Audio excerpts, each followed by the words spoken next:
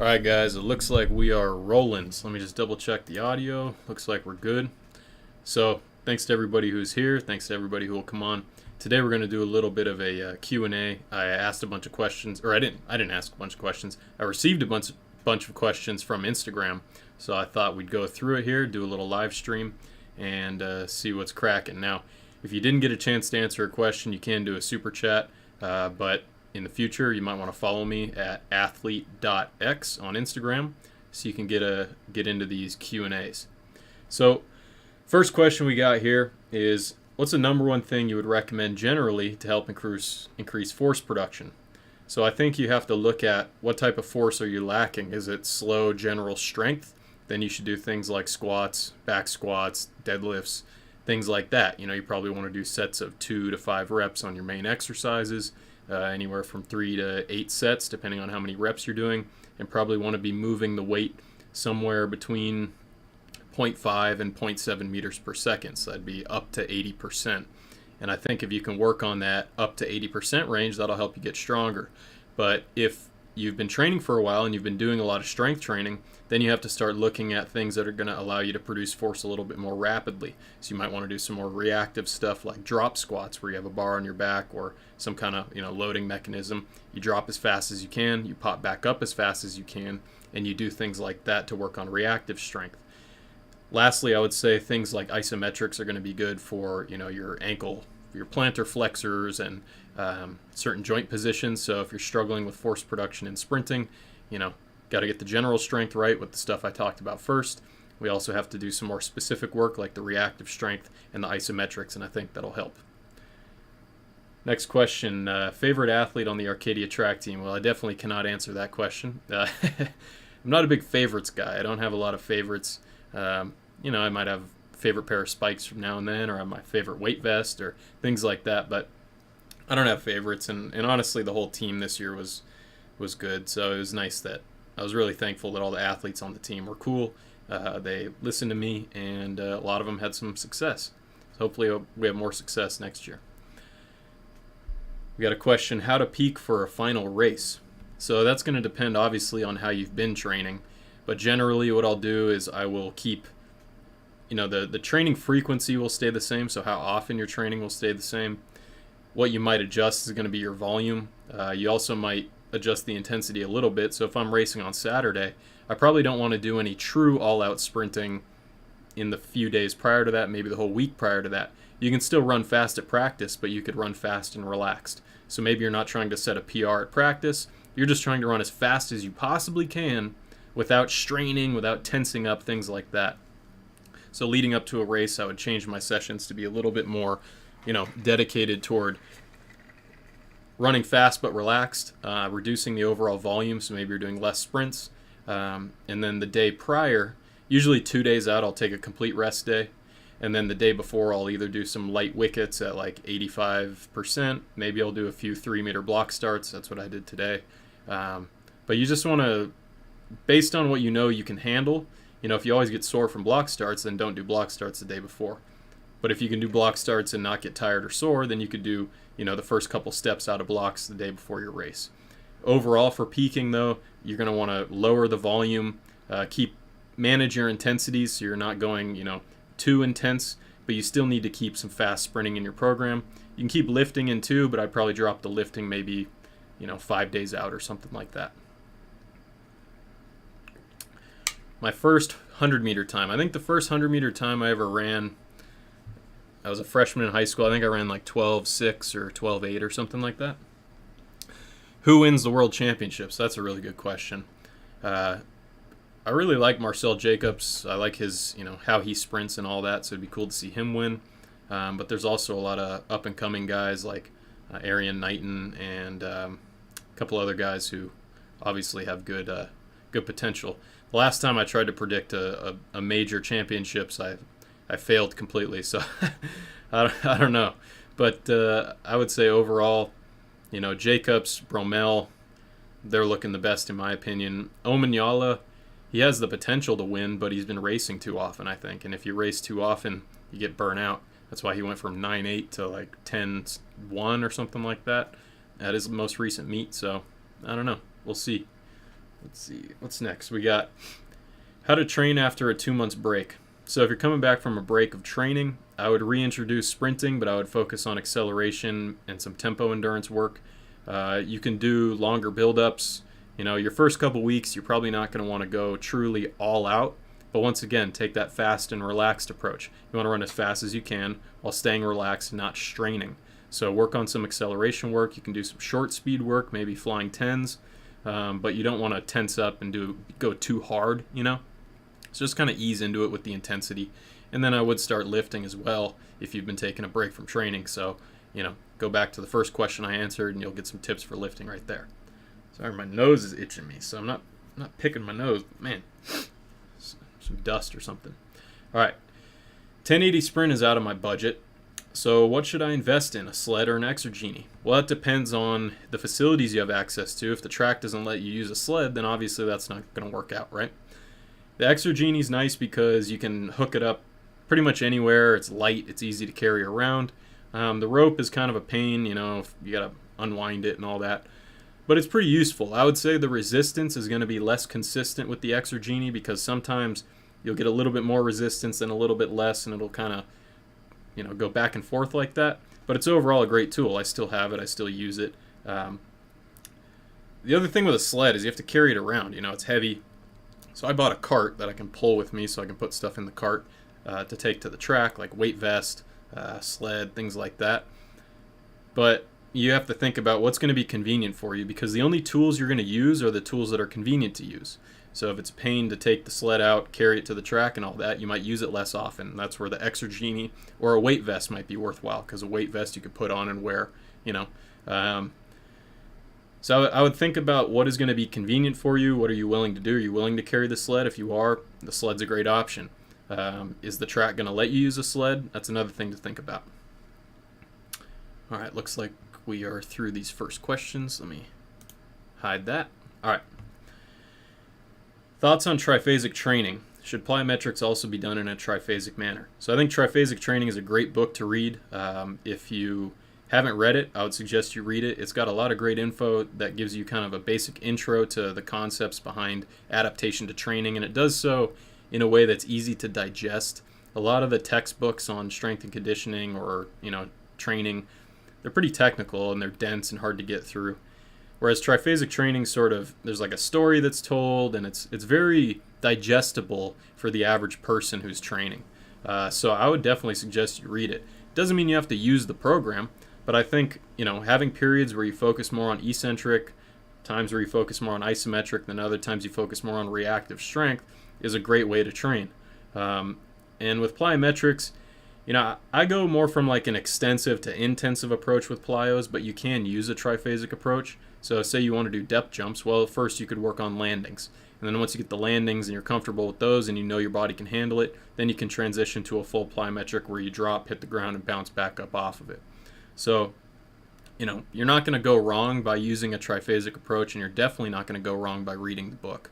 So I would suggest you get the book, read it, and then apply what you can. Thoughts on knee lift and top end sprinting? Should you focus on this? Knee lift in and of itself is not necessarily important for sprinting. It's, you know, if you look at the end of a race that elite sprinters are running, their knees are not getting up very high, right? So, and if you haven't seen that, go watch a video in slow motion and look at the last 40 meters of the race. Their knees do not get high. But the thing you need to think about is, will focusing on high knees put my pelvis in a better position? Because sometimes if we just focus on pushing backward, our pelvis will start to tilt, and it'll tilt forward. And if it tilts forward, we can't get our knees up. We're going to push too long. The leg's going to lag behind us, and it's going to slow us down. So if you struggle with getting your knees up because your pelvis is, you know, dumping forward into anterior tilt and you're kind of butt kicking or showing a lot of backside mechanics, then I would think about high knees. But I would think about getting your knees up more from like 10 to 40 meters, more so than from 40 to 80 meters, if that makes sense. Usually people will lose their pelvic position during the transition from more aggressive acceleration positions into upright sprinting. So after you get out of the blocks, that's where I'd really be driving the knees. And then don't think about getting your knees up really high per se, but allow them to get to the front of the body. And as long as your knees are getting to the front of the body and they're getting close to parallel to the ground at some point before you strike the ground, then I think that's a good thing to do. So don't do, and the opposite is true too. Sometimes people focus so much on high knees that their pelvis tilts backward, and that brings other issues. So you want to make sure that whatever you're doing, focusing on high knees or not, that you're maintaining a good pelvic position throughout the race, and your pelvis should be neutral relative to your whole body angle, no matter whether you're accelerating or you're upright. How do you increase rate of force development specifically for max velocity? So that's where things like reactive strength exercises are going to help. Concentric jumps, so like squatting down into a squat position, then jumping up to the highest box you can, going from 0 to 100% effort as quickly as you can. Really, it's not so much the exercises you choose, it's how you do the exercises. If you do a deadlift and you pull tension into the bar so your back is safe and everything, you're not yanking on the bar, and then you slowly drive the weight up, that's not going to do as much for you for rate of force development as if you did the same exercise, got tension, then once you had tension, boom, you go as hard as you can, explode as fast as you can during that first part of the lift. Now, certain exercises are going to be more inclined to be good for rate of force development, so like a low box step up where you're striking the box aggressively, yeah, that's going to be a high rate of force development exercise because you're attacking the box. If you're dropping really fast and then quickly reversing up from like a quarter squat position in a drop squat, probably going to have higher rate of force development there. So it could either be a heavy exercise that you're moving it as fast as you can, a light exercise you're moving as fast as you can. One thing that research suggests is that rate of force development improvements are more likely if the exercise you use is somewhat relevant to the thing you're doing in sport. So if you do like a split squat, it might be more relevant than, say, a deadlift, So those are things you can think about for rate of force development, but a lot of it comes down to how you do the exercise, more so than the exercise itself. It's my personal best. Greetings from South America. I've run 1069 without wind. I've run 1066 with wind. So not super fast, but, faster than the average person, that's for sure. How do I increase acceleration without gym equipment?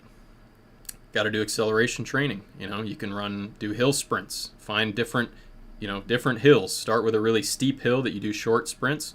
Then do a slightly less steep hill where you maybe do 40s and things like that. And then do flat accelerations. You could do acceleration bounding. Things like that are going to help you with acceleration without having to use the gym. You can also get a medicine ball or a brick or a heavy rock or something and do throws, as long as the area is safe. You're not going to hit someone in the head, obviously. But if you have a safe place to do that, you could do, like if you look at the video I made last summer about, one of the videos I made last summer, I talked about throwing the med ball. So you could do that with if you don't have a med ball, then like a weighted ball, then you could do it with some other heavy thing. You know what I mean? Not super heavy, like 5 pounds, 10 pounds, 12 pounds, something like that. How much exercise variation do you use? Like, do you progress the same or regularly change? So my thoughts on variation have varied over time, but if you don't do something enough, you're not going to get better at it. So if you change your exercises every week, which is something I've done, and I've noticed that I don't get as good results from that, then you have to question, am I giving myself enough time to be exposed to this exercise before I change it to get better at the exercise? If you never get better at the exercise you're doing, you're probably not going to see as much transfer to the main thing you're trying to improve at. So I would say spend at least 2 to 3 weeks doing the same or similar exercises before you change it. And then when you do make a change, make a fairly significant change so that the stimulus on your body is different. If you want to learn more about that, you can look up how like Bondarchuk style training. You don't have to do Bondarchuk training where they do the same exact workout every day, but you can have your weekly setup can be the same for 3 to 6 weeks, and that's fine. If you get bored of it, that may be a sign that you need to change things more often, but I wouldn't rush to change everything every week because then you're not exposed over a long enough time to get better at the things you're doing. Let's see. How do I I already answered that question.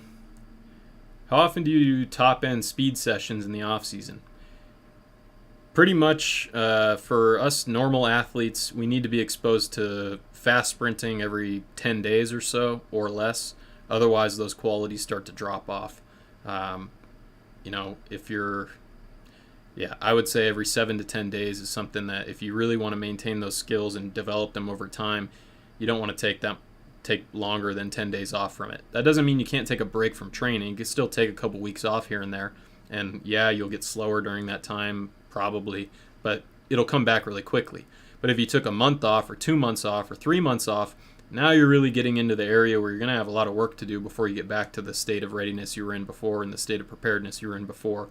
So during the training year, 7 to 10 days, no longer than that should you go without sprinting fast. In the off season, you can take some time off though. Got a question from Gary. What motivates you to do what you do? Is it to help people? Is it passion for the sport? What is it?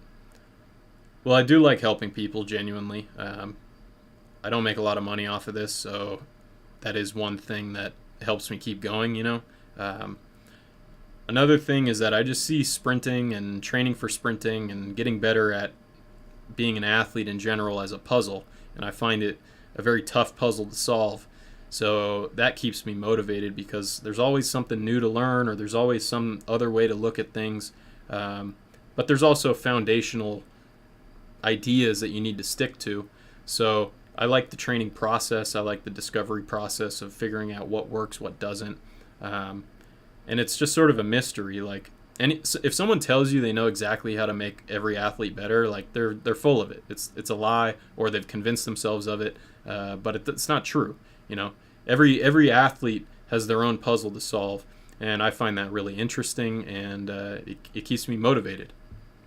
But helping people is definitely part of it for sure. All right, camera's in the way of this thing, so move that. All right. Let me check on the chat real quick. All right, see we got people in the chat. Thank you all for being here. I'm looking at another screen when I'm reading these questions, so I apologize if I miss any questions here. But once I'm done with the questions submitted on Instagram, I'll come back to the chat and see what I can answer. Also, if anybody does a super chat, I'll be for sure to answer that. But I apologize if it takes me a few minutes to get back to you. All right, back to the questions. New spikes. I got a number of different spikes. Right now I'm using the ASICS Metasprint, and I really like them. I recorded a video today talking about them. I don't know if I'll post it or not. I've recorded a bunch of videos over the past couple weeks, but they all kind of sucked. So I haven't posted anything. But the ASICS Metasprint are really nice. If you can afford them, I got them for free, so I guess I got lucky there. But they're legit. I'm using them, and I'm not using the Max Flies right now. So why are you so slow? Hey, I don't know, man. I ask myself that question every day. that was funny. I appreciated that. Let's see. No track now. Can curved treadmills help? I mean, a curved treadmill is better than nothing, but they do increase the ground contact time, or the contact time with the surface of the treadmill compared to normal sprinting. So I don't think they're very good for improving speed. But if you have no other way to run, like it's snowing outside and the only thing you have is a curved treadmill, it's surely going to be better than not sprinting or not running. But I would rather just go to a park and sprint, or find a hill to sprint on or something like that, rather than spending a bunch of money on a curved treadmill. Let me see, I got some. All right. How can I stay injury free? I ran 12 seconds in March, injured my hip, and dropped to 12.3. I mean, I've seen 0.3 swings between races just with nothing happening. So, the fact that you got injured and you're still right there is not a bad sign, But staying injury free, first of all, starts with you, okay? Every time that I've gotten injured, or every time an athlete of mine has gotten injured, we felt something before we did the rep. There may have been, 1 or 2 times where something happened to me, like my hamstring, might have pulled a hamstring where I thought, I felt fine today. But really, if I really thought about it, there's pretty much always a sign that something's wrong. It's usually not a pain. It's usually a slight discomfort, just a weird feeling that you have somewhere. And then you go out and sprint and you get hurt. So you have to listen to your body. And if you have something that happens to you, I've said this before, we go to war to win the battle. We don't go to war to die on the battlefield. So if we go to practice and we have something that's bothering us or a little weird thing going on, you know, that's the day where you want to tone it down, maybe not go as fast, or maybe do a tempo workout or do a body weight circuit or just lift or something like that. Listen to those signs your body gives you and keep track. When you do get injured, think back to what it felt like before you got injured so you can remember what it feels like when you're about to get injured. You know what I mean? The other thing from a training perspective is you don't want to stack too many high intensity days in a row. You don't want to do something like a really heavy eccentric workout and then go sprint the next day. You want to manage your training load so you're not overworking yourself and making it more likely that you're going to get injured. But the biggest thing is listening to your body and knowing the signs, feeling the feelings you have, and relating that to whether you're at a high risk of injury or not. And if you do feel something weird, that's the day where you want to tone it back or take a day off and try to reassess. If something is constantly bothering you, that's when you need to take a break from your more specific training, try to do some exercises or things that might help that area get better, and then come back to sprinting once you feel good. Have you made any changes to your sprinting programs? So my ADD kicks in, and I have like a bunch of half-edited programs that I need to just sit down and finish. So I apologize for not updating those in a long time. How important is diet? I mean, it's definitely important. If all you do is eat garbage and, you know, train rarely, you might gain weight, and weight that's not going to help you. The other thing is if you're eating a bunch of crap, like you go to McDonald's every day, or you just eat a bunch of, you know, sugar and processed foods, you might be more likely to have inflammation in your body, so that's not going to help you recover very well. So I think those things are important for diet. I think getting the right micronutrients in, like vitamins, minerals, things like that, is important with diet. But the people who sell diet-related stuff are probably pumping it up more than is, you know, than maybe it should be. So just try to eat, you know, the more ingredients there are on the back of a package, probably the less likely that you should eat it. The more that it is packaged, if it's in a bag with a bunch of fancy advertisements and bright colors on it, you probably shouldn't eat it either. If it, you know, sits in a produce box or sits in the meat department, it's probably better for you to eat, you know? So just be generally like, just use common sense, you know? If there's 500 ingredients on the back of a package and you don't know what half of them are, should you be putting that in your body? Probably not. I'm not saying that I'm perfect, you know, I still eat things that aren't good for me, but I try to manage it and try to balance it, you know? No question, appreciate your posts. Thank you, Spencer. I appreciate you. How to prepare for sprints, long to short or short to long? I think if you're a short sprinter, you're better off doing short to long. Just in general, I think it's a better way to go. But there's also an ends to middle type of approach where you start the year with very short sprints that are fast, and then longer distance work, like maybe 300-meter tempo runs. So you're starting on either end of the spectrum, and then you bring it in over time. So the fast sprints, they'll get faster and longer over the course of the year, and the long sprints you do will get shorter over the course of the year. So that's one thing you could do if you're caught kind of between. Long to short works, but it doesn't work as well for short sprinters. Like all the high schools in town here, unless they have some super genetically gifted athlete who shows up as a freshman running really fast, you know, they do better in the 400 if they do long to short. But a lot of the teams that do long to short don't have as good of short sprinters. So there's going to be a trade-off either way you go. And you can develop athletes well either way you go. But I just am biased towards short to long. But I like the ends to middle approach, especially for longer sprinters. I think if you're a 400 runner and you're training speed and you're also doing some endurance work, and then you kind of bridge that gap, I think that's a logical way to go. All right, let's see this here. All right. How many strides before the torso becomes vertical in acceleration phase? Or it depends. Well, I would say that, you know, by the time that you're at like 15 meters, you should be pretty upright. Most of the time, if people are low or are kind of at a forward angle at 15 meters, unless they're an elite athlete, they're probably trying to keep themselves down, and they're probably flat-footing their contacts or, you know, braking, crashing, that sort of thing. So I try to not keep my body down. I try to let my body rise, and usually I'll be upright by like 15 or 20 meters. Anything beyond that is really pushing it, unless you're an elite athlete, you know.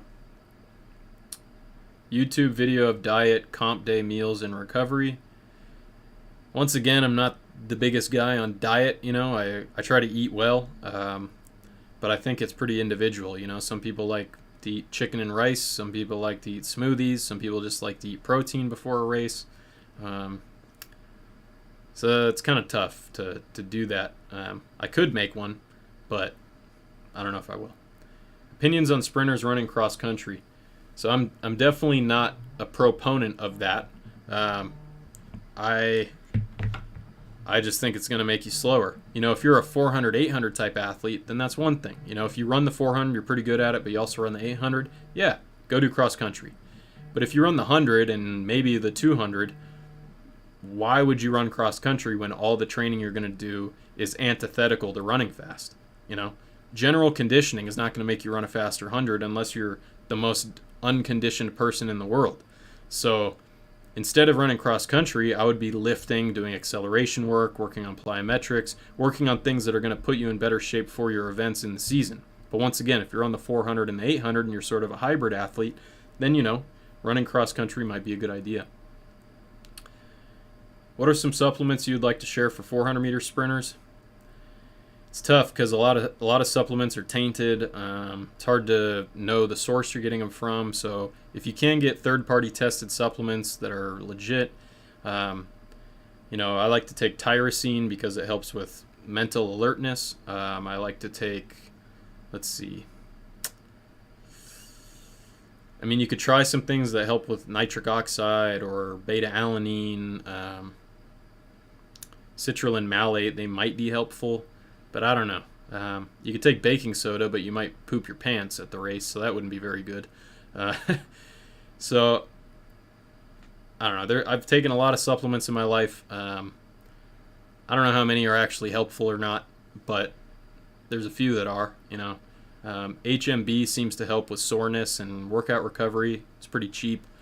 Goes well with creatine. But I would look more to like beta-alanine and things like that if you're a 400 runner. Having trouble with butt kicking when I'm sprinting. So you're probably pushing behind yourself too much, letting your pelvis tilt forward, and you're not letting your knee come up to the front side. So let your leg get to the front side. Don't try to just push behind you or be too quick pushing behind you or pushing too long behind you. Pay attention to how your pelvis is moving as you sprint. Pay attention to how your posture is changing. And if you're getting your leg stuck behind you, you're pushing on the ground too long behind you, and you need to focus on picking the knee up and striking down under the body. Trying to become a better high jumper. Tighter swing leg when I jump. I don't know if I can answer that right now. When I'm in a drive phase, my legs cycle. When I sprint, my legs cycle. How do I fix this? Bro, your triple extension not coming. Think is compulsory or not, bro? Not exactly sure what you're saying. But once again, I don't like to over push. If you over push, it messes up your pelvic position. So you only need to push for a very brief amount of time, and then let that leg come to the front side. If you're not going anywhere, if you're just tap dancing, yeah, you need to push for longer. But if you're seeing your hips move across the ground, you don't need to over push. All right, we got 2 more of these, and then I'll get to the chat, all right? So hang in there, guys. I appreciate all your patience. Don't forget, you can send a super chat if you want. Throw some support. All right, this is the last 2 of these little things over here. So, is it common for all sprinters to have more height and weight? It's common. There's sprinters of all different heights and weights, but generally, if you're taller, you have a better mechanical advantage. If you're shorter, you'll have a mechanical advantage for starting, but not for top speed. Top speed, you're better off being a little bit taller, longer legs. If you're too tall, you might be kind of gangly and not very quick. So obviously, there's a range, but I think the average top sprinter is probably like 5'10" to 6'2". As far as weight, you just need to be not so heavy that it slows you down, obviously. So as long as you're lean, I wouldn't worry about weight too much. Sprinting 2 times a week enough for progress? Former collegiate sprinter, 27 years old. Yeah, I think so. Eventually you might need to add another day, but I would start with less days so that you have room to grow. start with 2 days a week, see if you get faster. If you don't, might need to add a third day, you know. But I don't think, as long as you're running fast on those days and have a pretty good workload, 2 days can definitely be enough. Proudest moment. I'm not a very prideful person. I don't know. I think people get a little too caught up in themselves and, you know, a little too self-centered sometimes. We all are. I am at times too, you know. But I don't really get I don't get super proud, I guess is the best way to put it. But I was proud of my athletes this year. Their attitudes were great, a lot of progress, so that was nice. I mean, it was nice to get a medal at the Western Athletic Conference Championships in college. That was cool. We got gold in the 4x1, and I got bronze in the 100, so that was cool. But, I'm not a very prideful person. Running any meets this summer? So we got the Arizona State Championships tomorrow. It's a USA Track and Field meet. I'll be running there. 7 a.m. start time, so we'll see how that goes. I mean, it'll be nice to not run when it's like 105 degrees out, but at the same time, I don't know about 7 a.m., man. And then there's a meet June 11th I might run at. Debating if, I would like to go to the Masters National Championships, but it's super expensive to go. It's like $700 flight, and I ain't making that kind of money right now, so I don't know. We'll see. I might just have like 1 or 2 more meets. How did the first season with Arcadia go? So it went well. I mean, we had more state qualifiers than the other head coach, because there's 2 head coaches. I'm the boys head coach, and then we have a girls head coach. But really the way we do it is I handle all sprints, jumps, and hurdles other than high jump. And then the other head coach handles high jump, distance, and, you know, a couple other things. We work together, but mostly we separate it like that. So since he's been with the team, we had more state qualifiers this year than any year before. We have a really young team, a lot of freshmen, a lot of sophomores. So I expect that we'll have a stronger season each year as time goes on. Is sprinting mostly about talent? A lot of it has to do with talent. A lot of it has to do with genetics. You know, where do your tendons insert? What is your muscle fiber makeup? How does your nervous system operate? And then talent is, you know, how skilled are you at applying force to the ground, you know, throughout the race. So yeah, there's a huge talent component to sprinting, and also a huge, you know, physical aspect. And both talent and physical aspects are related to genetics. But, you know, I've dropped 2 seconds or more off my time since I started sprinting, so it's not like you can't improve. It's just, whether you can run 9.7, yeah, that's genetics and talent. Whether you can run 10.7, less so. You know, a lot of people can run that fast if they have the right training, they don't get injured, and that sort of thing.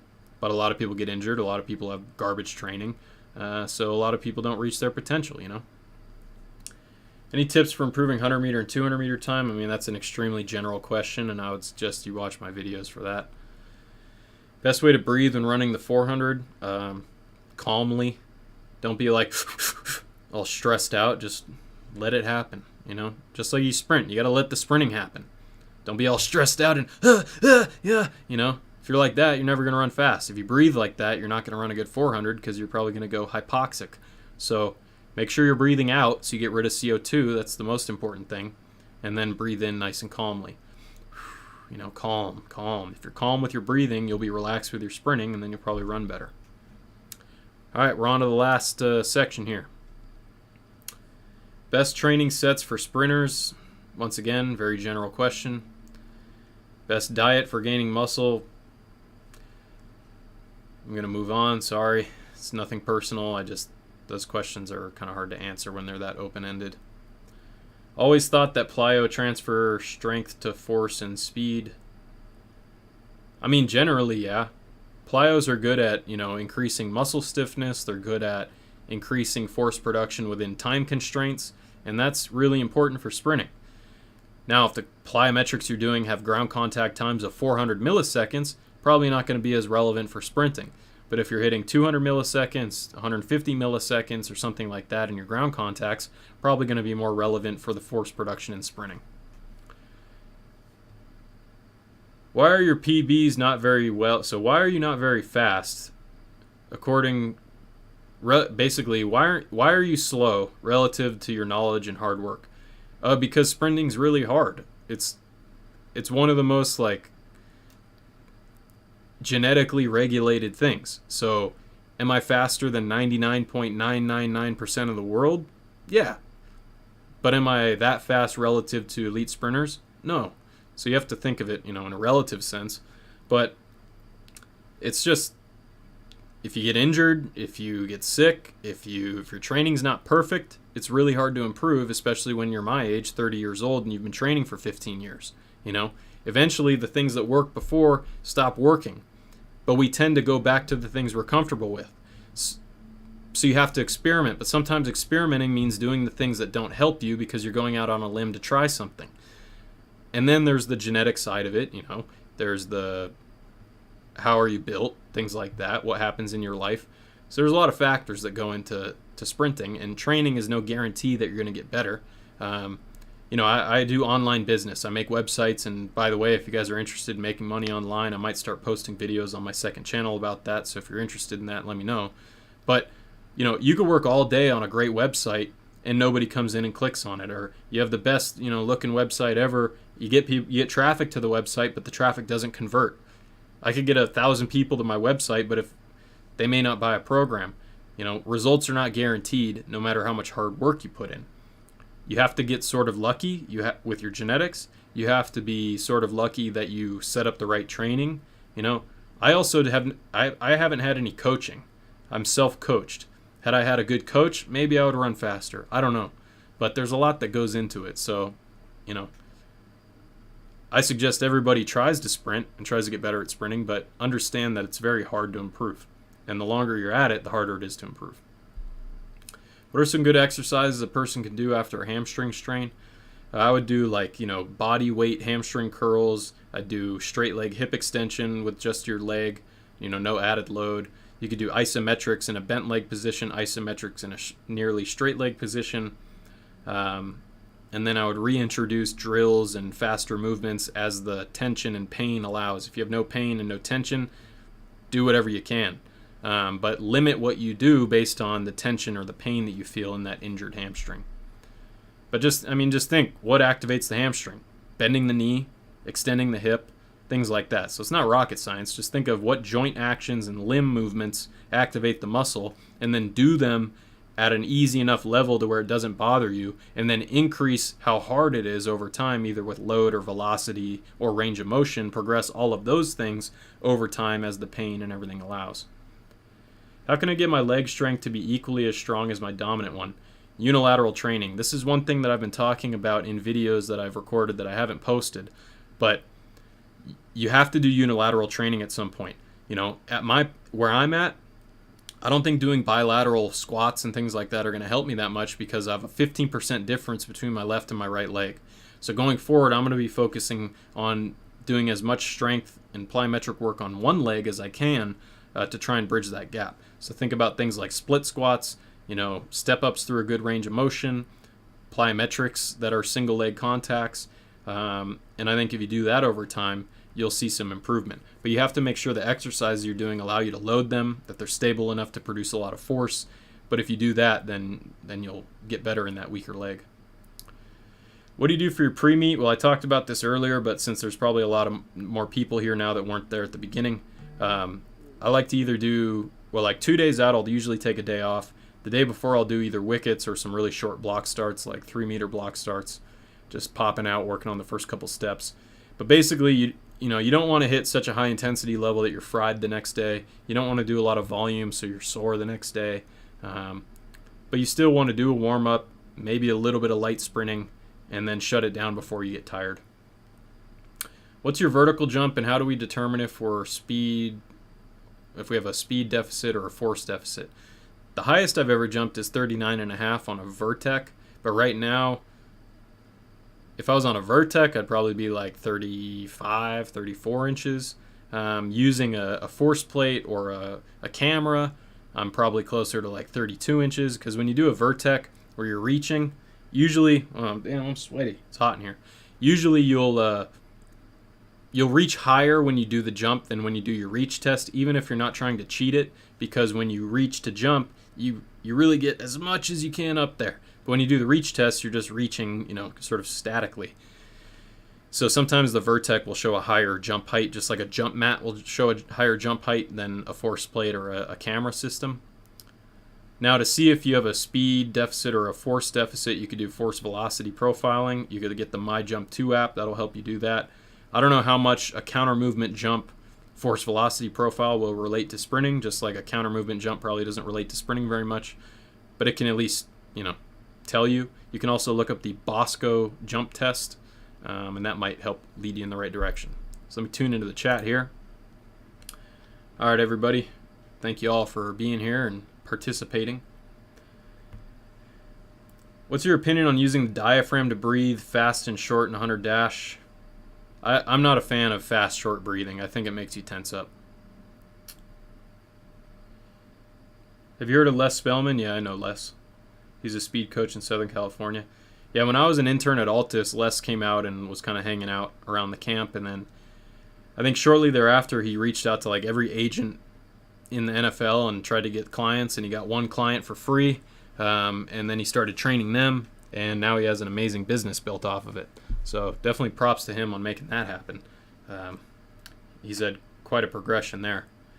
I think, the stuff he talks about is probably more relevant to acceleration, 40-yard dash work. I don't know how many sprinters he works with. I know he works with a lot of NFL guys, but he's had a lot of success there. So good for him. In your video on periodization, you talk about general, basic, and max strength. What are the differences? General strength is like body weight strength. So how well you can move just your body weight. Basic strength is like, moving a bar with like 50% of your max or 60% of your max. Max strength is like 80%, kind of that higher range. It's really just how hard is it. That's, the terms are not that important, but they're just useful for sort of chunking different types of stuff into different categories, All right, we got a super chat here. Thank you, sir. My PB in the 100 is 1069, but I've run 1066 with wind. In the 30-meter fly, I've run 281. To 30 meters, I've run 281. I've run 383 to 30. I've run 483 to 40. I've run 587 to 50. 677. These are in practice. 677 to 60. So those are practice PRs. But in competition, I've run 1069 and 691 and 2195. So, I'm a mediocre sprinter in the realm of sprinting, but that's all right. What's the most progress you've ever seen in a short period of time, like 0 to 3 months? Well, with high school athletes, I've had people knock a second and a half off their 100 time in a short period of time like that. But once you've been training a long time, then that's not going to happen, Like a lot of our athletes on the team, they were never exposed to real sprint training. They might have played another sport where they ran around a lot, or they were on the team before where they did a bunch of garbage training. So once they were exposed to real sprint training, boom, their body was like, all right, let's get faster, But if you've been training a long time, I would say if you can knock a couple tenths off your 100 time in 0 to 3 months, then you're doing really well.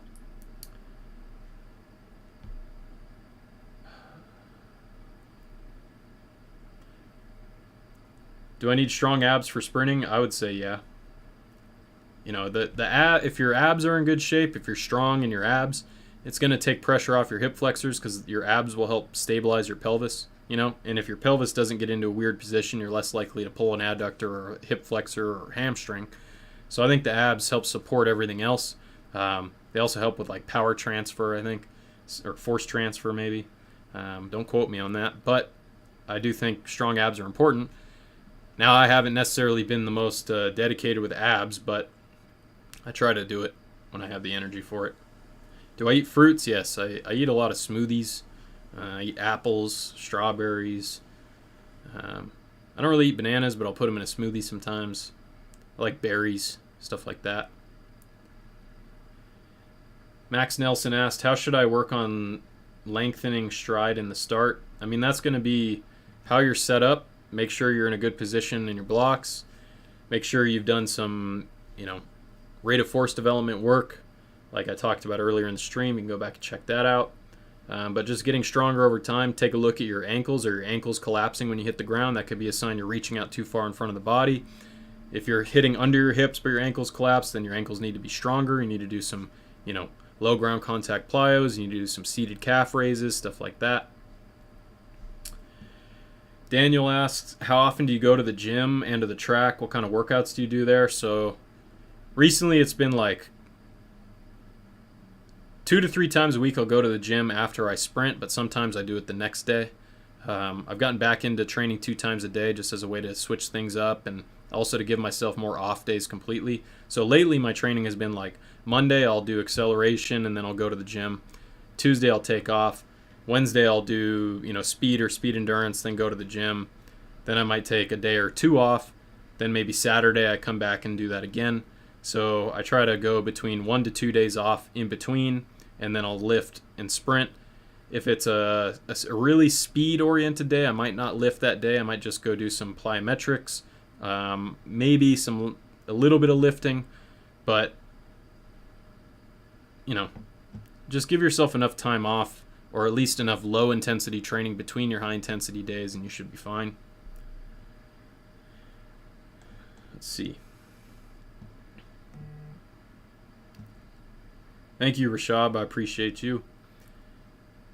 How long have you had this YouTube channel? Probably since 2015, 2016, something like that. Never trained or do weight training before. I tested my time in around 12 seconds. How much faster can I get? I mean, I went from high 12s to 10.6 in the matter of, 8 years or something like that. So, you could definitely get faster if you've never lifted and haven't done much sprinting. But I would check, look at my videos. Watch my videos about strength training and you'll learn. Leo, are the max flies worth it? So I've switched to the ASICS Metasprint. I would either go with the Nike Superfly Elite 2s. The ASICS Metasprints are nice if you have strong feet, but they're really stiff. The max flies are, they're nice, but they break. I don't think they fit my foot perfectly. They might fit someone else's foot better. But it's a bit, for $180, I would expect that the spikes don't break. And I've had a pair that's broken. 400-meter athlete I'm training right now, his spike plate broke. The air pad on my max flies broke. I know a bunch of other people who their air pads broke. So I can't necessarily recommend them that much. I'm going to probably go back and change. I have a review on my website where I talk about different spikes. I'll probably go change that and say, you might want to try a different pair instead until they figure out their quality control. I also had a weird race where I ran in the max flies and I kept tripping and it tweaked my knee and it was just, it really turned me off to them. So right now I'm sticking with the Metasprints. I'm running a 400 in a meet in 5 days. What kind of workouts would you recommend leading up to this? Zach, that's really going to depend on what you've been doing. So you shouldn't change what you've been doing drastically. I would just maybe reduce the workload a little bit. So if you've been doing, 300s, maybe instead of doing 3 or 4 of them, you do, 1 or 2. But that's really going to depend on what you've been doing, because how you prep for a meet is a matter of changing the training you've been doing. It's not like there's some specific workout that you just, no matter what you've been doing, you throw that workout in and it works.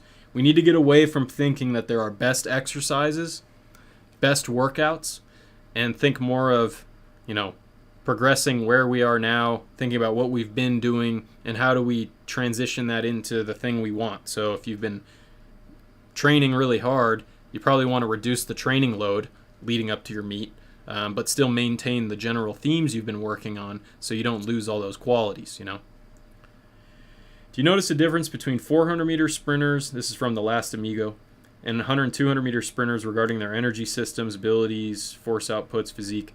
Yeah, there's definitely a difference. It's not across the board. There's always going to be an exception, but typically 100 and 200 meters, 100-meter sprinters are going to be more bulky, more dense, a little bit more wired, a little bit more quick, maybe a little bit more explosive. 200 meters is going to be kind of in between. Some of them can be pretty built, but a lot of them are going to be a little bit more lean, lengthy, but still, poppy, high force output type of guys. 400-meter athletes are going to be more, they can handle maintaining a certain rhythm for a longer period of time, typically a little bit skinnier, a little bit lengthier, that sort of thing.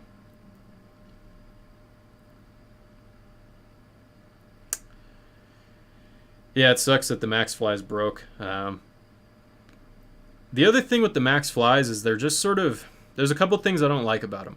One thing I don't like about the Max Flies is the rounded spike plate is kind of wobbly, so your foot kind of wobbles on the ground. Second, the drop from the toes to the back of the spiker is quite a lot, so, or you can think of it, you know, if the spike is flat on the ground, the heel is really far off the ground. But if you're walking around at a meet or between your reps in a workout, it really puts you into dorsiflexion and puts stress on your hamstrings. So I don't like that about them, and then they break. So it's like, I like how they feel when I'm sprinting. Maybe after the first few steps of the sprint, they're kind of weird in acceleration. But I don't know. I'm not sold on them at this point, even though I have 3 pairs of them.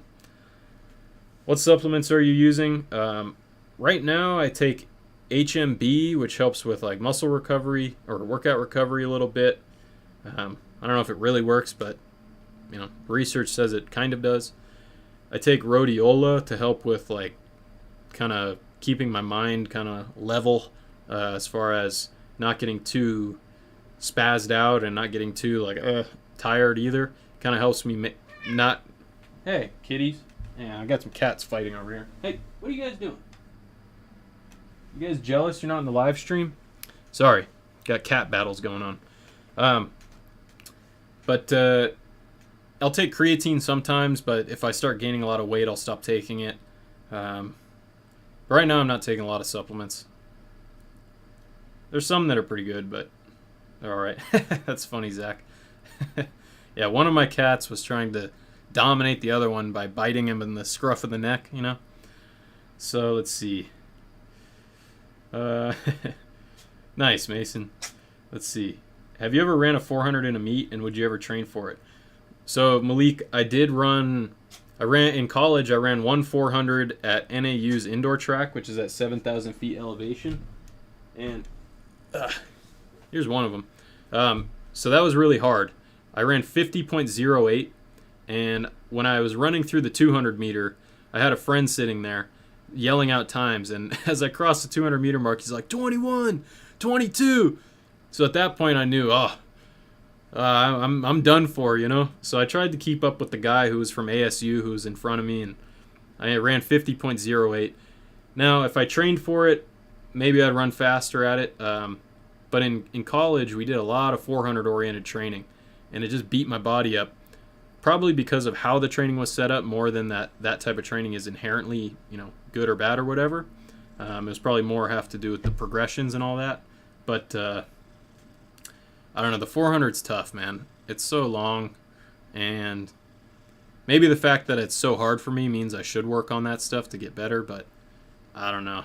That's a tough one. I much prefer the short sprints. What's the average mileage of sprinters you train weekly? Mileage? Woo! I don't know about mileage. Let me get a little calculator out here. Let's see. If we go, you know, 30 plus... Whoa. Calculator's not cooperating here. I mean, realistically, I wouldn't even hit a mile in a week. You know, they might if you include tempo endurance and stuff like that, but I think of more like meters per day. So acceleration work, I might do 200 to 300 meters in a workout. Speed endurance work might be 250 to 500 meters per workout. Speed work probably more in the 300 meters per workout range. Tempo endurance can be 1,000, 1,500, 2,000 meters per workout. So it depends on how you're doing that. Look at this guy.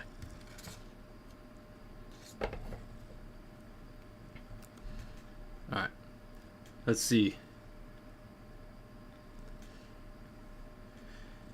It's American bobtail. He's kind of like a bobcat, but he's a domestic, regular cat. He's a tabby.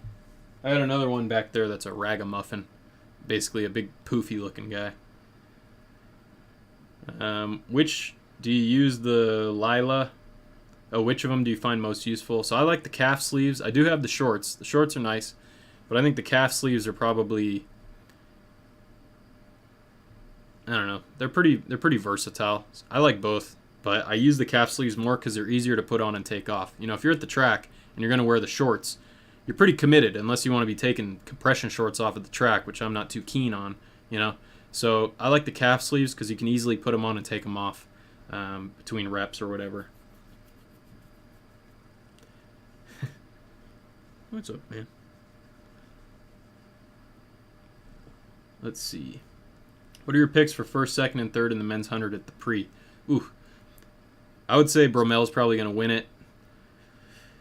I want to see Arian Knighton break the youth or the junior world record. That'd be cool.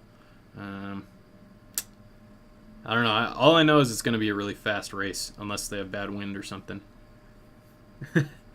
Yes, Rascal is in the chat or in the video here. Thank you, Jumps Lady, for being here. I appreciate you.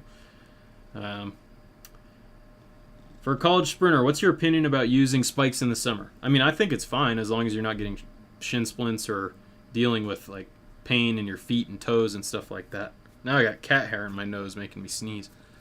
So I think it's fine as long as you're not having issues. If your Achilles starts hurting, if your toes start hurting, things like that might be a sign you need to go on the grass and reduce the impact a little bit.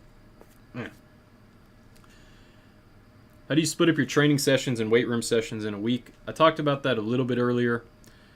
I'll do more of a speed or acceleration / speed. I'll do speed / speed endurance some days. Some days will be purely speed endurance. Some days will be purely acceleration. Some days will be purely speed. It just sort of depends on how I'm feeling and, you know, what I'm trying to progress at that time. But usually acceleration dominant day will be paired with a more high force output lifting workout. A speed workout will probably have more like plyometrics and reactive strength in the gym workout following the workout. Speed endurance day might be the same, or if I do speed endurance, I might only do the speed endurance workout that day. Usually I'll take 1 day of complete rest between high intensity days, but sometimes I'll have 2 days in between depending on how I feel. That's sort of a general idea. Yeah, Arian Knighton he's got a really bright future if he can stay healthy. What techniques do you use to improve your cat sprint performance? I'll chase them around the house. I'll throw little toys so they chase them around. Rascal, he likes to catch ice cubes. So if I'm getting ice cubes out of the ice maker, he'll jump up and he wants me to throw them at him so he can bat them out of the air, or he tries to catch them. It's pretty funny. Yeah, I'll chase the cats around. Sometimes they'll chase me too, so I'll run around the house and they'll try to run me down. It's pretty funny. Am I married and do you have kids? Jumps Lady is my fiance, so the secret is out. We've been together a long time, pretty much married, but we will be soon. I don't have any kids, but we will at some point. Bro, I think your cat likes snow too. I bet he would. Should take him to the snow and let him run around. It's probably like that better than the 100-degree heat we have here. Alright, so I got through the bottom of the chat here. Let me see if there's any big ones I missed up top.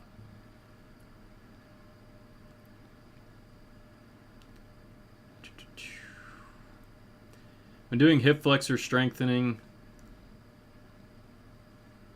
do you train back to front? I mean, typically, yeah. Lately for hip flexors, I've actually been doing assisted hip flexion. So I'll hook a band up to a fence. I'll put the band around my thigh. I'll step back. I'll extend my hip. And then I try to drive my knee forward as fast as I can to try and beat the band. So the band is pulling my knee forward, and I'm using it to try and accelerate the thigh faster forward to try and improve my ability to reorient my limbs when I sprint. Because I think one of the limiting factors of being able to run 11 meters per second or faster, and I've run like 10.9 meters per second at my fastest, is how quickly you can reorient the limbs. So I've been experimenting with assisted hip flexion to try and drive the knee forward quicker. But generally, if you're trying to strengthen the hip flexors, I would do it from back to front. I would probably do it with a cable machine where I'm focusing on the first part of that movement, from the backside to under your body. I wouldn't work as much on the end range of hip flexion because that's when those muscles should be starting to relax and getting ready to extend the hip back down.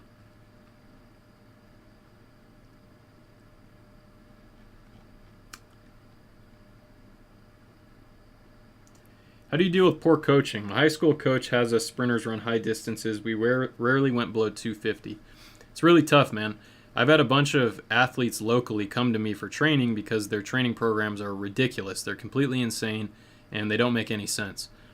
Unfortunately, when you're in that type of program, you're probably going to be pretty fatigued, so I'd pay attention to how well you're recovering, how well you're eating before the session, after the session, how well you're sleeping at night, making sure you're not staring at your screen when you're trying to go to bed so you can get some good sleep. And then also, manage your energy. Maybe, on the shorter workouts of the week, you really go hard and really try to run them as fast as you can. And then on your really long workouts, maybe you just try to run relaxed, So managing your energy is a big part.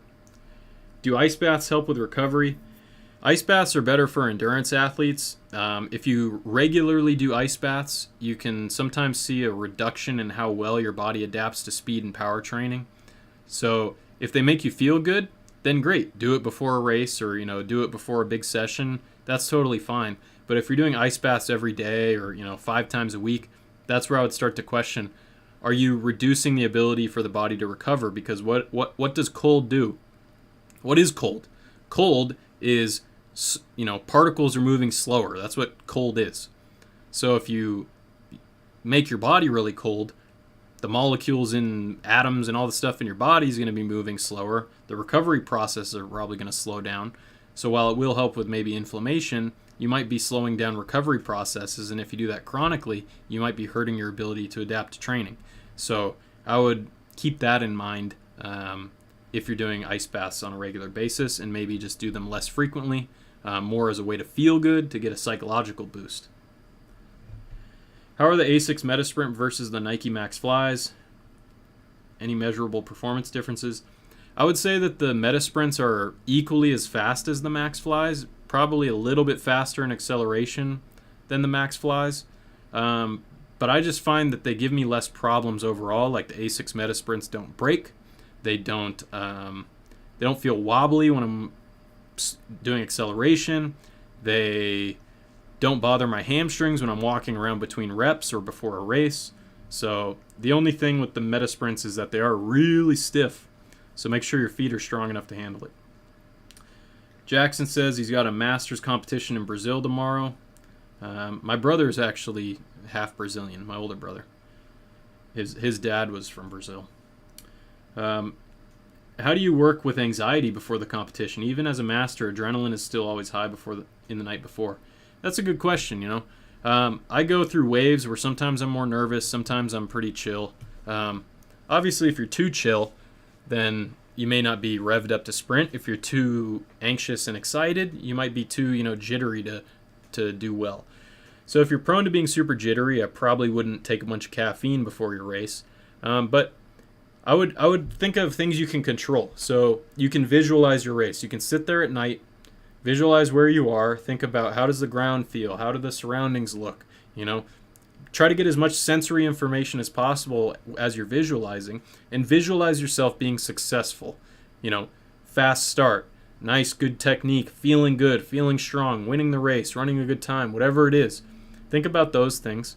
And then also remind yourself that the time that you run tomorrow or at any meet is not, it doesn't define you as a person.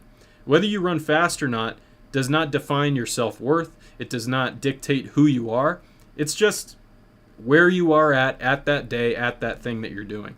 So remind yourself that there's really nothing to lose.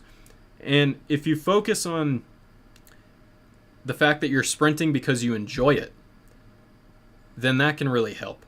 You're going to the meet because you enjoy doing it. It's fun, it's exciting, you get to see where you're at with your training, see how well your body's doing, you get a chance to maybe set a new personal best.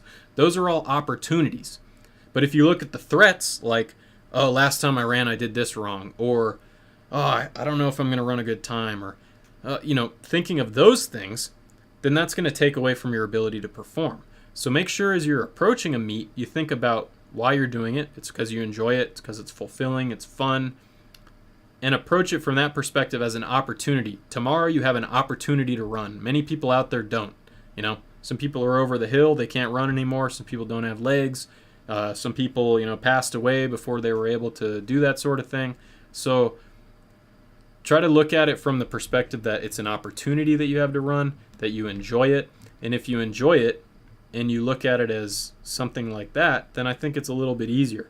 Don't put pressure on yourself. Just say, look, I'm just going to do this. I'm going to try my best, but whatever it is, it doesn't define me as a person, you know? What's up, Tyreek? What are your goal times reaching the 100 meter and 200 meter? For the 100, I'd like to run 10.5. I believe I'm physically capable. It just has to all line up at the right time. The 200, the longer the sprint, the harder it is for me. So, once again, 21.5 would be great. 21 low would be awesome. But I want to get my 100 right first, because I find that if I try too much to do the 100 and the 200 and then long jump and mix in all these different things, it takes away from everything, So I'm really focusing on the 100 right now more than anything, and 10.5 is my goal. What do you think about the scandal of lowering ages to break world junior record, like Arian Knighton, who claims to be 18, but some people say he's 24? I mean, that's pretty interesting. Got to check the birth certificate, right? But to me, he looks 18. He doesn't look like he's 24 years old. He looks young. So I don't know where the controversy comes from.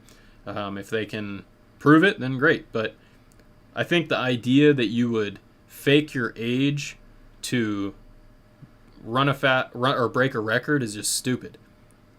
And I'm sorry if I offend anybody, but it's the same thing as if I were to go compete as a lady after living my entire life as a man. It's asinine. It's completely insane. Okay? So the same thing if you're going to cheat your age and try to run in a younger age group to break a record. It's stupid. Because if you aren't that, then what's the point? How are you going to feel good about yourself doing that? You know what I mean? So I think it's stupid if you're going to try to fake your age, or these guys who I'm going to get my kid into high school when he's really he's 17, but I'm going to say he's 14. Like, that's just crazy. Your priorities are off base, I think. I'm not saying you guys think this way, but if someone out there is doing that, I think it's crazy. What are your PRs in bench, deadlift, squat, hang clean? I've benched 345. Technique was a little rough. My butt was off the bench, but I got it up. Deadlift, I've done 529, I believe. Squat, I've done 405 a bunch of times. I've done 455, but maybe the depth was a little bit questionable. And then on quarter squats, I've done a lot of weight. Hang clean, I've done 315. But once again, technique was not great. I just sort of muscled it up. Man, this cat hair is really getting to me. Are sprint coaches in big box gyms legit? Good to join or just learn by myself? Real sprint coaches are on the track. You know what I mean? Yes, if you go to a place like Parisi Speed School or whatever, pick whichever one you want to go to. I'm sure there are people there who are knowledgeable who can help you. But if you're trying to run track, finding a good track coach is probably a better way to go, because they know hey, there we go, Barricade Garage shout out. We should get BG up in here. Thank you, Nicholas, for being here. But yeah, I would say a lot of the speed training stuff out there is a lot of marketing. The people who are, for example, okay, let's look at the dude Real Game Athletics on Instagram. You've probably seen him. He's a guy who's always doing some herky-jerky movement, hopping from here to there to some, sprint position, saying, oh yeah, this is for speed. But you've never seen the dude run on the track, and he doesn't look like he's fast. So if someone's trying to sell you a bunch of exercises, telling you these are speed exercises, but they're not talking about sprinting technique, they're not talking about sprint workouts, they're not talking about, either lifting heavy or doing real plyometrics or doing things that actually develop you to run faster, then you have to ask yourself, are they selling you a false bill of goods? Are they legit? What results have they had? So look at the results that they've had, see what kind of development they've been able to produce in their athletes, and then you can trust them. But if they haven't developed themselves, they haven't developed other athletes, and they're talking big, a lot of marketing stuff, then you have to wonder, is it really worth paying for it at a big box gym? Any chance you're familiar with a former decathlete by the name of Fred Dixon? I have heard the name, but I don't know a lot about him. Is he Is he your dad or brother or something, Zach? Do you travel a lot for unattached meets? Yeah. I mean, I drove to California last week. That's when the Max Fly... I'm not saying the Max Fly gave me problems, but going from not wearing the Max Fly in practice to wearing the Max Fly in competition messed me up.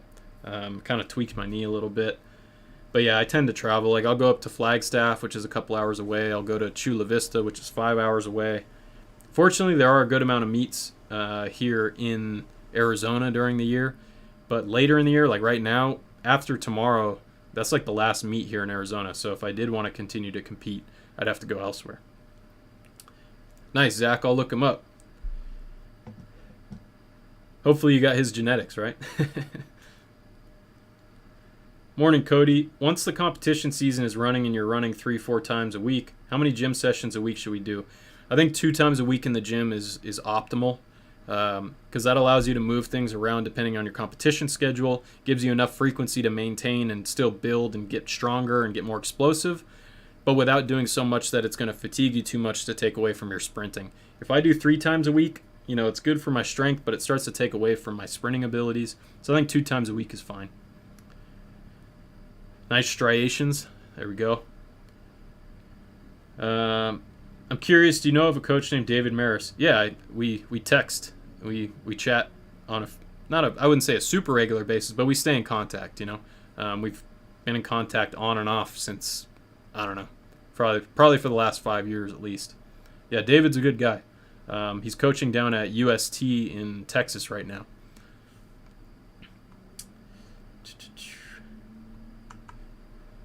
Well, Zach, you might get as fast as him someday, right? You just got to keep training.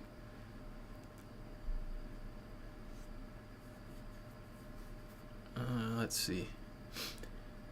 You guys got any more questions here? I know there were some questions earlier, but a lot of those people probably dropped off.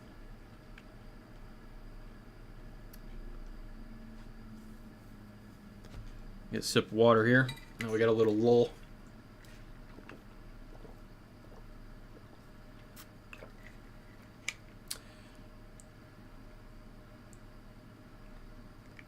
Oh, nice, Eduardo. Do you go to UST?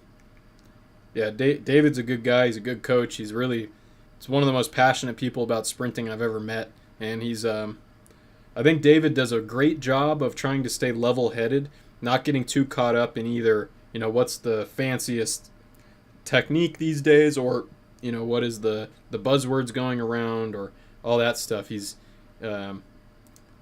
tries to take what he can from all the resources that he's had access to over time, and really try to find what actually works rather than just, oh, this is what I've always done. He's willing to question himself, and all those are great qualities of a coach. So you're in good hands. Sorry, I can't read your name. I don't know, I'm not sure what language that is. Maybe it's Hindi. But anyways, it says, I started sprinting on my own for soccer, but my conditioning was poor, and I ended up tearing my hammy on a max effort sprint. Any tips for progressive sprint conditioning? I would start with really short sprints, like 5, 10 meter, things like that. If you go on my website, I recently wrote an article called it's like speed training, or no, it's a page. So if you go on my website and you click on how to train, it's one of the menu items, you'll see a speed training page. And I talk a little bit about soccer. I would focus first on short accelerations, like 5, 10 meters. And then you can increase that over time to maybe 20, 25, 30 meters. You can also do some acceleration, deceleration work, like you accelerate for 5, 10 meters, slow down for 10, then you change directions, or you re-accelerate. I do things like that. I'd focus more on the short sprints for soccer, because most of the time you're not going to be opening up and running max velocity for a really long way. But you should still do max velocity training once you've done that shorter sprint work for, 6 or 12 weeks. Then you can start doing some speed work, like 10-meter flies, 40-meter sprints, stuff like that, where you're really going fast, and you should be able to handle it at that point if you've built up to that. My brother said I should race. I've been running every day. Yesterday I walked 20 laps around the block, and I'm like 2:30 right now. I have a friend who his name's Hunter Cherensky, and you can look him up. He's pretty active on TikTok, and he's on Instagram too, and YouTube. But I'd check him out. He was like 260. He's a power lifter, and now he's getting into sprinting. And he's broken 12. He ran like 24.0 in the 200, and he's been improving a lot at the 400. So you can definitely sprint if you're, a bigger guy. It's just going to be harder on your body. It's going to be harder to do it. So if you can cut some weight, that would be beneficial. But short sprints are great. So you could do 5 meter, 10 meter sprints at 230 and be fine. And you can get a lot out of that. Maybe you do 10 by 15 meter sprints at the park or at a field or whatever. And that stuff is great for explosiveness. It's great for being in good shape, all that stuff. Just to follow up to your 2 gym sessions a week, strength-based upper session, lower plyo explosive session. So I'd probably have there's a couple ways you could do it. One, you could go like a couple weeks where you focus on strength, then you have a deload, then a couple weeks where you focus on more like reactive strength, explosive power stuff, then another deload, then you come back to heavier strength work. Or you could have a strength day where it's more like the 70-80% range on one day, and then another day that week is more reactive strength, lighter, faster stuff. You could do it either way. But I think focusing on one theme for a couple weeks at a time is probably going to be a more potent stimulus to actually cause adaptation, whereas doing a strength day and a reactive strength day is more of like a maintenance approach. Have you ever experienced stress fractures? Not that I know of, but I have had things where, I had a pain that didn't go away for a long time where I thought it might be a stress fracture. Usually with stress fractures, it's people who don't get a lot of sun, don't eat enough, run too much relative to their recovery, things like that. Make sure your vitamin D, your calcium intake, all those things are on point. About what I was asking earlier, my season has ended, and being able to lift, do plows, and sprint much shorter has got me feeling much more explosive. I'm also not fatigued all the time. Yeah, that's the thing, Leo. Like this 400-meter athlete who I'm training, Nick, he was in a program where it was all super long-distance training, super heavy training. Like in the gym, they would max out. Then they'd go run 500s on the track. They'd come home from a meet. They'd have a hard workout the next day. Just like crazy training. He lost his explosiveness. He lost his speed. Now that we've been doing shorter sprint workouts, like he's gone up to 250. He's done longer sprinting. But he's found that he's less fatigued all the time. He's starting to get more explosive. If you allow the body to recover and you don't just beat it up all the time, you're going to feel more explosive and you're going to be able to reach your ability as an athlete. But if you're always beaten down by your training, it's not going to happen. So I think the fact that you're feeling fresher, feeling more explosive is a really good sign, and that indicates that your training load is probably in a good place right now. Oh, it is Greek. Oh, that makes sense actually. Now that I look at it, I see that it's Greek. How to train in the gym for soccer. I think a lot of this stuff comes back to basics. Are you strong enough? If you're not strong enough, then you need to get strong. Once you are strong enough, like you can move 1.7 times your body weight at 0.6 meters per second on a back squat or a box squat, then maybe you work on more reactive strength stuff. But I would check out my videos about strength training because there's a lot of info on there. I'd also check out my website. I have the most popular page on my website. It ranks number 1 for 100-meter training in Google. You can just type in 100-meter dash training or something like that, and it'll come up. I talk about lifting in there. But it's not that it's necessarily different for soccer than other sports, But I would look at progressing it from where you are to where you need to be. So if you need to get stronger in general, then focus on strength. Otherwise, you can do other things.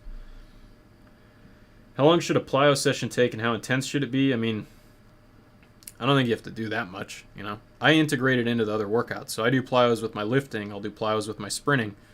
And I just make sure I don't do too much to the point where I'm going to risk my tendons feeling really rough the next day or getting so fatigued that I start risking being a little overtrained after that session.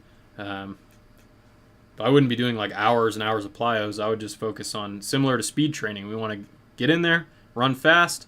Once we run fast, we want to shut it down. With plyos, you want to be elastic, bouncy, explosive. Once that starts to go away, shut it down. Any tips on how to run the curve? I got states tomorrow. Trying to drop in 23s. No, that's not bad, man. 23s are fine. I think one of the issues with running the curve is people who push out to the side too much. So try to keep your feet under you. You know, don't worry about leaning too much or anything like that. Just try to keep stepping in a straight path toward the end of the curve. You know, don't be pushing out the side too much. And then the other thing is just keep a nice upright posture. Allow your feet to come off the ground quickly. Don't start pushing behind you or pushing out to the side too much. 400-meter off-season program. It does include track work, but I think I indicate on there that you can run certain workouts on the track or on the turf if you want, or on the grass. Is it fair to say you shouldn't be doing plyometric or resistance training until you're able to squat your body weight for at least 12 reps? I don't think so. I mean, but how you do those exercises or those workouts is going to differ. You know, if you can't squat your body weight for whatever reps, I mean, I don't know if 12 reps is necessarily the best thing to choose as in indicating whether you're strong enough. Yeah, don't blast the turn. I would save some energy. It doesn't mean run slow. Run fast, but run relaxed, okay, in the turn. Back to this other question. I would start with like extensive plyometrics, like, you know, low hops where you're not jumping high, you're just bouncing off the ground quickly. Sets of 10 to 15 reps based on what you're comfortable with. Resisted sprinting, I would start with maybe resisted sled marches or walks where you're in an acceleration position but you're going slower. So you can feel the positions, feel that push, and then you can increase to sprinting with the resistance.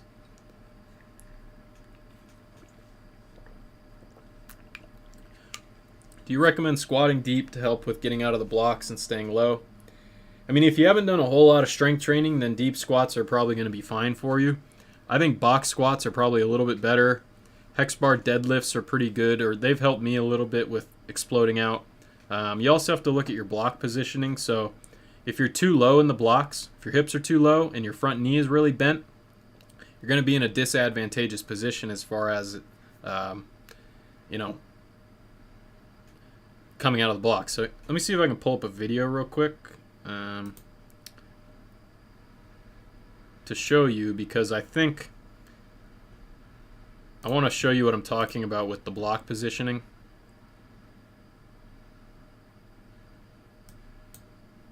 Let me see if I can share this screen here with you guys. Let's go. Sorry, this will just take 1 second. We're going to go Kenovia. All right, hopefully you guys can see this.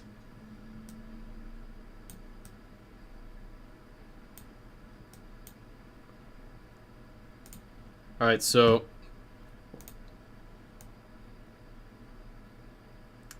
you know, when you get in your blocks, sorry, this program spazzes out when I go backward. Look at this angle here, okay? Whoa. You see this knee angle? That would be an above parallel squat. So make sure that when you're in the blocks, A, your hips are high enough, and B, your blocks are set up in a way that allows you to be at something greater than a 90-degree angle in your front knee. Because if your knee was bent like this and your hips were back here really low, you're going to have to overcome this whole range of motion before you're at an advantageous joint position to launch out. So we want to make sure that the positioning that we have in the blocks is advantageous from a joint position standpoint. So sure, you know, deep squats will help you get stronger in a position like this or whatever. But that takes time. Doing squats takes time to adapt, and it takes time for that to transfer to your sprinting. So what can you do right now? You can make sure that you're in a good position with your front leg and your back leg, but especially your front leg. That allows you to immediately launch out like this.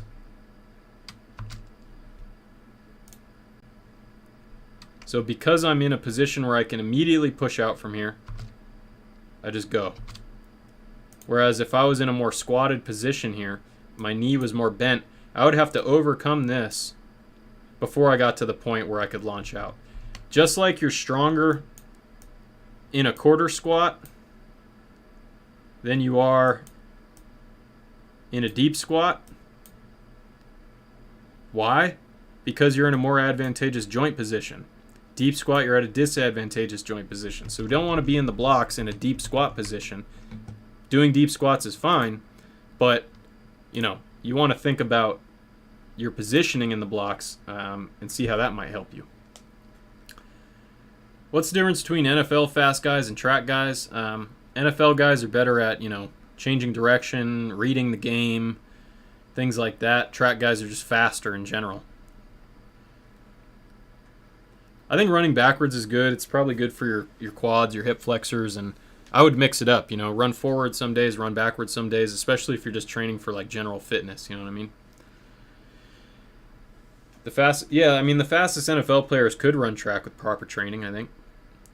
It's just most of them aren't, super, super fast, like 9.8 fast, you know what I mean? But yeah, totally. A lot of NFL guys did run track when they were in high school or in college. What drills do you recommend at practice for running form? So I don't think drills help that much with running form, but I think they can help with specific strength, like in the hip flexors and postural awareness, stuff like that. I like A skips, A runs, dribbles, things like that. Your typical stuff. I don't look at them as like something that's going to make someone faster. That just might make them more aware of their body. They might train certain muscle groups, but they're really general exercises when it comes down to it.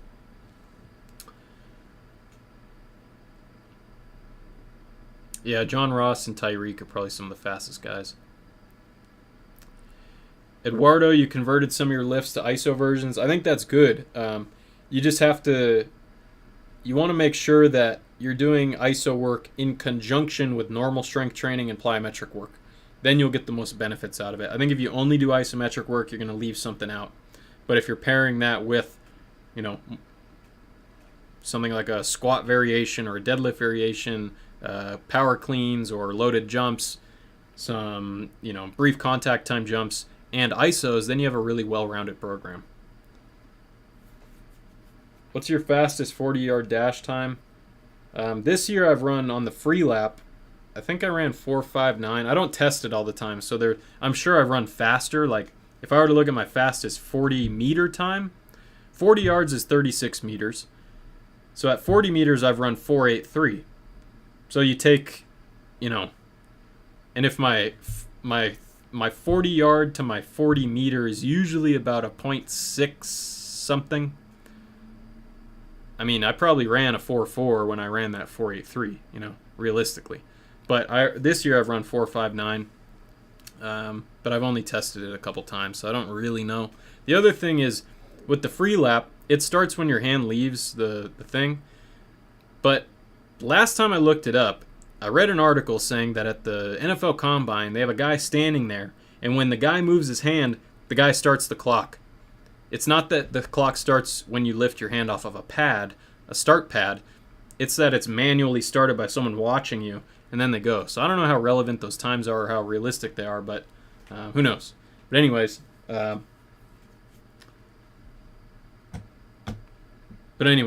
I've run 4.5s this year, and probably run a little bit faster in the past.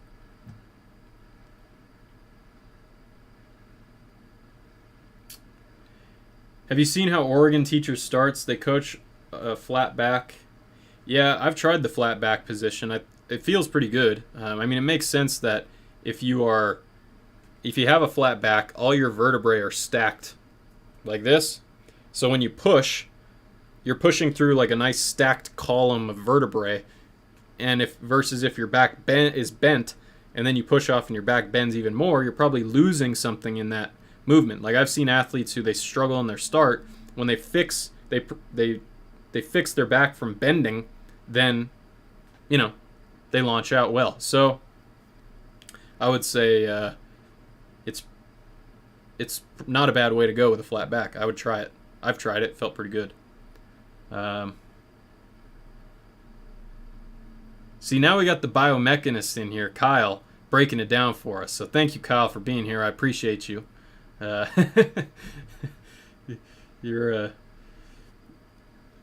a very dedicated athlete, and he's done a lot to improve this year. So props to him. But yeah, let's see. Boom.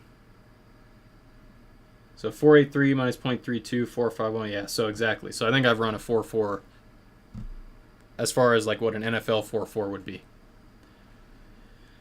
Let's see. Well, if I end up in San Diego, I'll definitely let you know, Zach. Let's see, where am I at?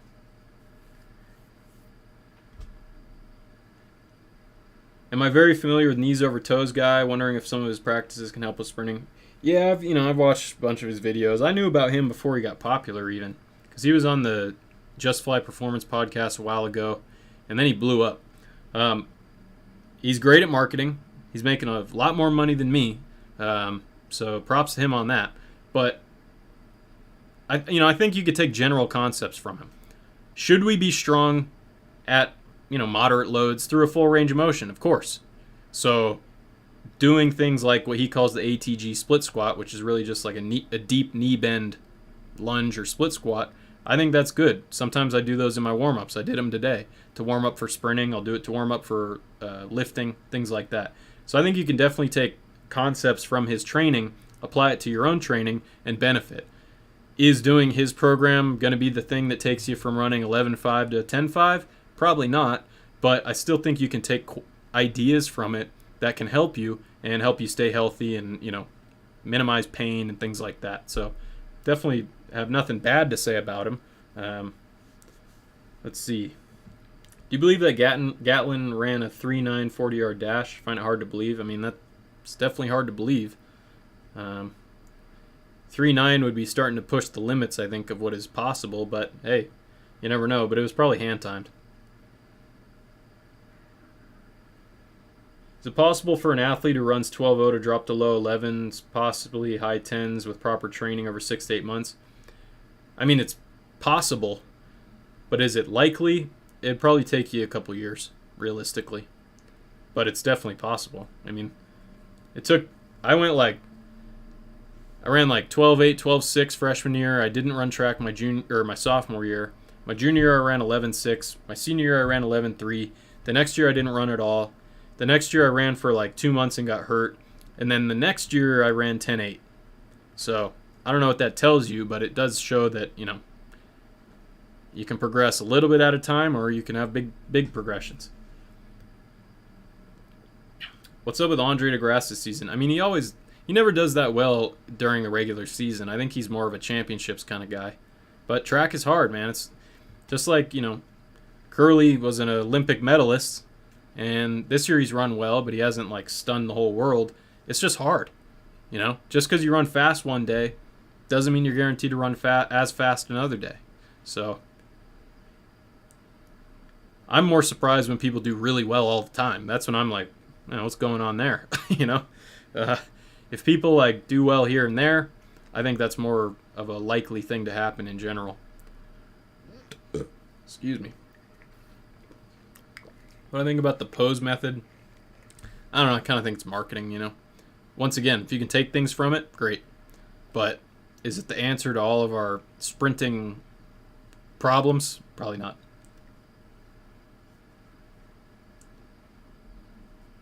I'm the only guy I know trying to grow their shin muscles. Hey, got to get those shins strong, bro.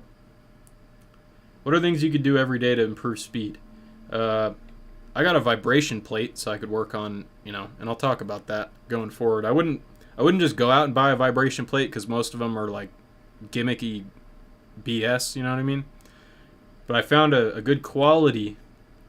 I found a good quality vibration plate that was affordable, that does the exact thing I want it to do, not a bunch of weird stuff that a lot of them do. Like if you go on Amazon and buy a vibration plate, it's going to do lateral movements, it's going to do oscillating movements. You just want a linear vibration plate. But that's something you can do regularly that can actually help with speed like adaptations. And then, you can focus on recovery every day. You can look at your videos. You can visualize. I think visualization is a great thing. If you can bring a lot of sensory stimuli into your visualizations, it can be very helpful. So those are things you can do when you're not actively training on any given day. Yeah, the pre-classic is going to be crazy. I'm putting my money on Trayvon Bromell, but you never know. But he's run the fastest, I think, of anybody in the past like year or so. So as long as he shows up in good shape that day, he should be good to go. And he's got experience. Newbie gains for the first 6 months for a fit person. Yeah, you can definitely knock a half second off in 6 months if you're new to sprinting. No doubt. No doubt in my mind.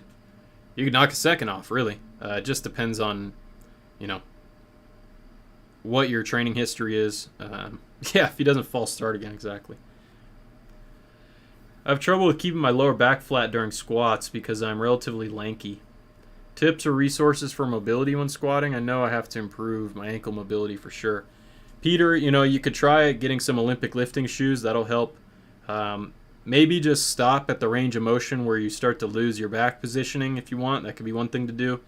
Maybe if you're loading it heavier, don't do the full range of motion squat when you go heavy, but back that up with like goblet squats, kettlebell, or dumbbell squats or things like that are full range of motion, just so you're working the whole range of motion and making sure you're capable there. You could also try a belt squat. I like belt squats. They're pretty good because then it takes the back out of the equation. Oh, you didn't get the live stream notification? Man, you probably got to hit the bell to do that. I'm subscribed to so many channels and I never get a notification. And then I'll get some random notification from a channel I don't even want to watch anymore. Maybe that's how they do it. When you haven't looked at a channel in a while, they'll send a notification, but if you keep watching it, they won't send you a notification. Who knows?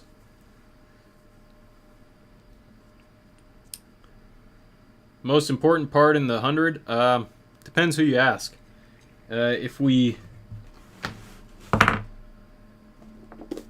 read this book by Ralph Mann, The Mechanics of Sprinting and Hurdling, he would argue that one of the most important aspects of sprinting is the start.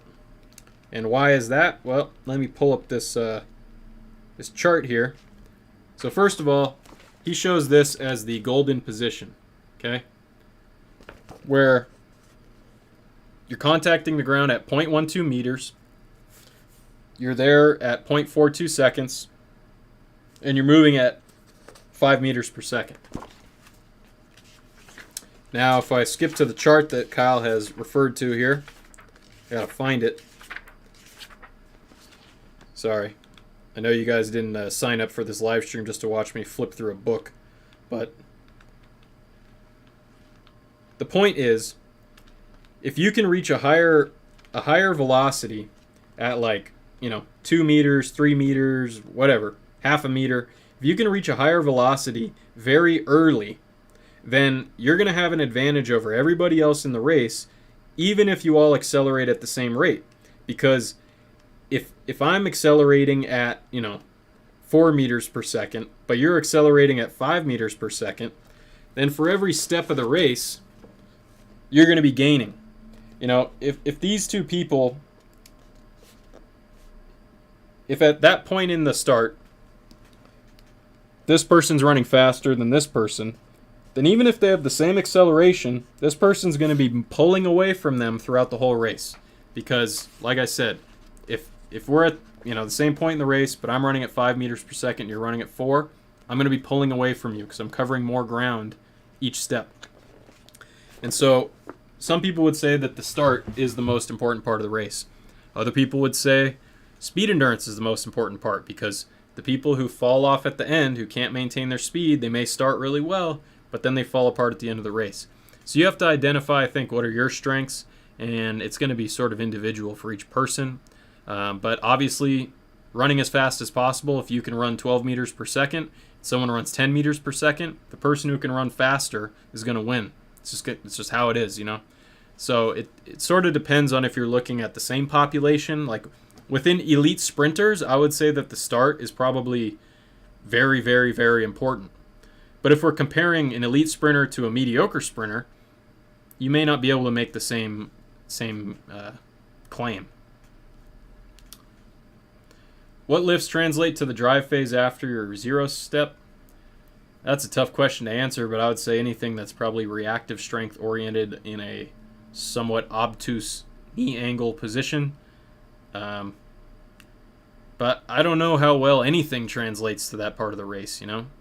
I think lifting translates mostly to the first push off the blocks more than anything, which is why Kyle has really fast starts, because he's pretty strong relative to his body weight. Kyle's over here power cleaning 275, and you weigh what, like 150 pounds? I've heard running cross country as a sprinter will slow you down because it builds slow twitch muscles. If I ran next year while still doing my speed work and lifting, would I be fine, or should I just not do it? I mean, if you have potential to be like a collegiate cross country runner, then great, go do cross country for sure. But if sprinting is your main thing, I would strongly caution you against doing cross country, because I think it's too much of a conflicting stimulus with speed training, you know, and speed development work. Hatfield squats. I like Hatfield squats.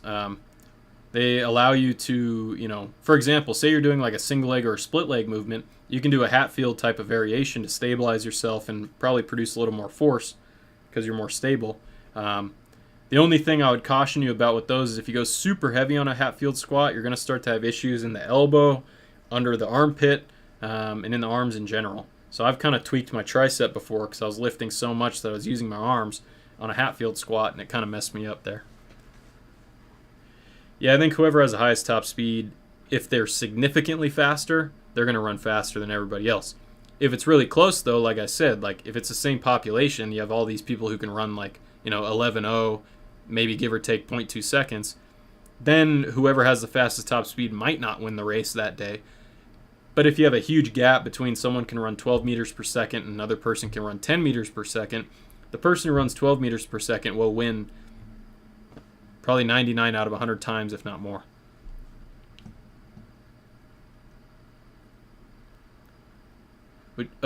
So the book, I'll type it in the chat here. The book is The Mechanics. Whoa.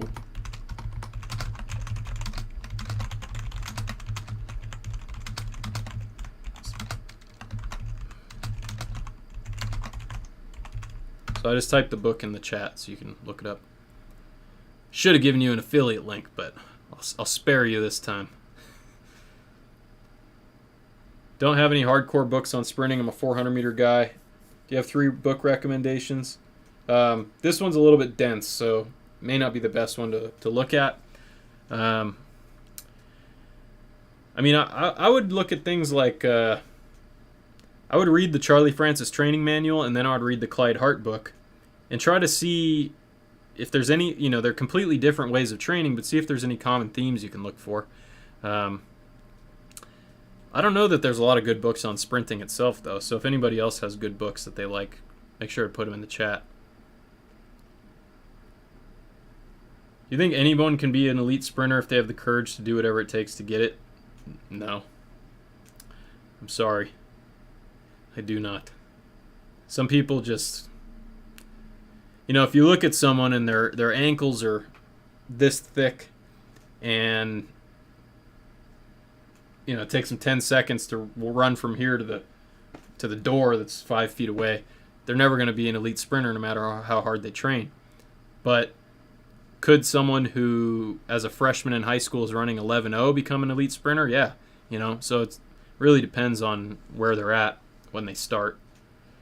Some people are just not, just like, for example, I'll never squat 1,000 pounds, but someone out there will. So you have to find the things that are best for your body. You know, find the things that can allow you to express your gifts the most. And it doesn't mean you have to try to do the thing that you'll be the best at. You got to do things you enjoy. Like, I enjoy sprinting. There may be sports that I would have been better at. Like, I was good at baseball. I probably should have stuck with baseball. Probably could have went pro baseball or whatever. You know what I mean?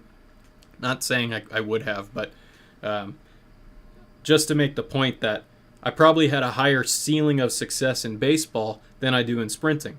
But I enjoy sprinting, and I can do it on my own. I don't need a team, you know? So you got to find the things you like, the things that are going to work with what you like to do. How often should I do plyometrics? How often should I program them in the off-season, preseason, regular season, and peaking? How should I... It's kind of a tough question to answer, you know, because I don't know what you've done before. I don't know what bothers your body.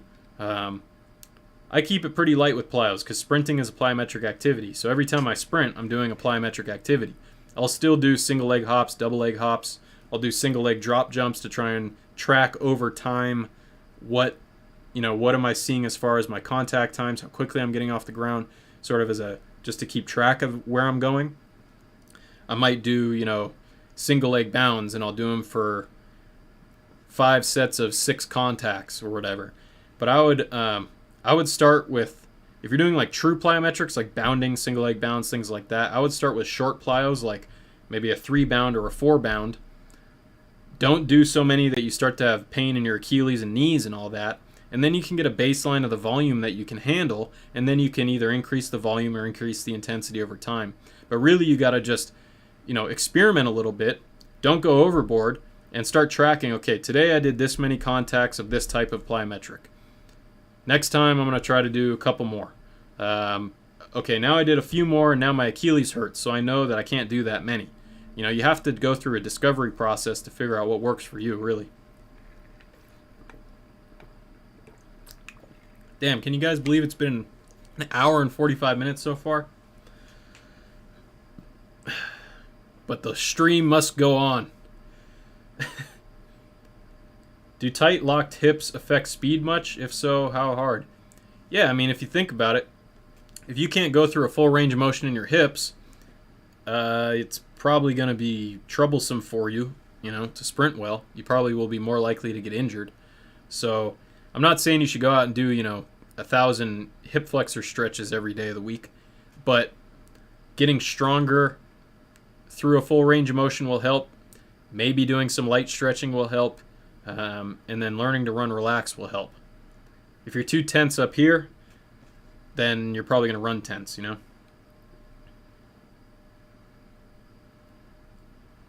Would you rather decrease your 100-meter time by 0.3 or have your body never get injured and sore? I would take 10.3 if that meant that I had an injury I had to deal with, as long as it wasn't like a career-ending injury, I can deal with an injury as if I run fast.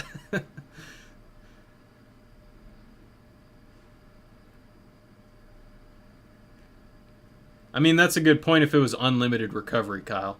Because if it was unlimited recovery, then I could probably train like a madman and get the adaptations that I need to run that 10.3.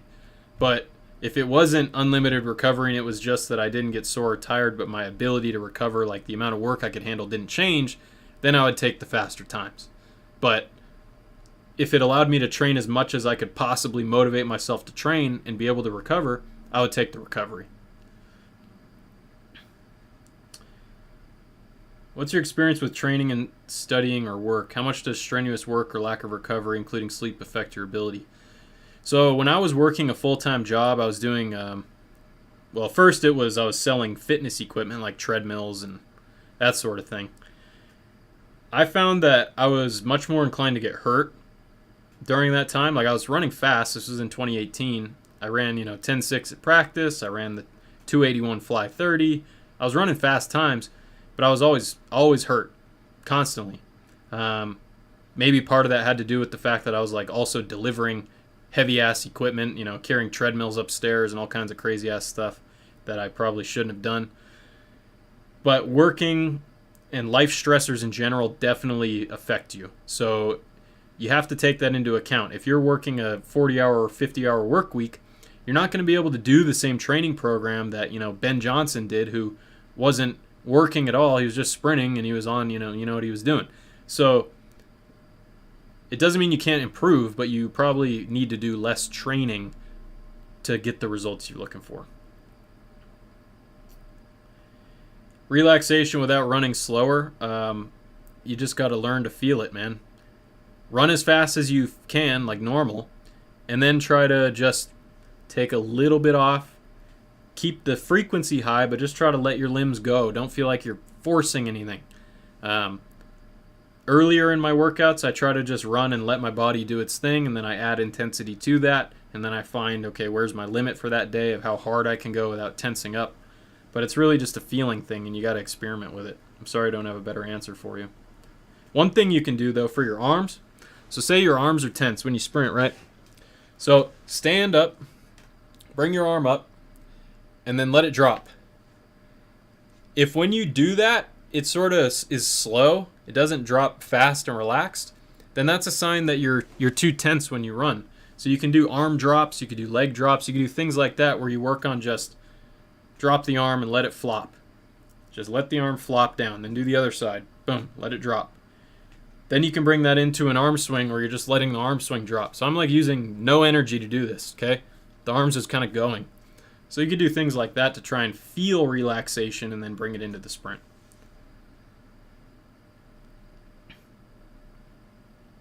Yeah, we can do a members live stream. Maybe we could even do it later this weekend if you want. I don't have Zoom. I don't have the paid version of Zoom, so we'll have to figure out how to interact. But yeah, we could definitely do that. What do you think about Keith Barr's isometric tendons training to repair or prevent tendon injury? Yeah, I think isos are great for tendons. I like seated calf raise isos. I like more upright position type isos on the pit shark, the belt squat. I think they're great. Is it too late for a 19-year-old to become an elite sprinter if his time is 11:12? I mean, Asafa Powell started late. He ran like 11:5, then the next year he ran 10:5, so no. But I wouldn't focus on whether or not you can be an elite sprinter, because then you're starting to get into some, like, you know,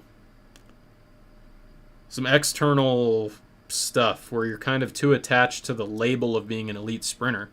You need to focus on, like, what can I do to make my training as best as possible? You know, how can I do that? Rather than thinking like, can I be an elite sprinter? Like, that's just some out there thing. That's just some label. Okay. There's elite sprinters who are probably walking the streets, not doing anything. Yeah, Chris Martini, 24. Yeah, that's crazy. I need to get on his level, Kyle.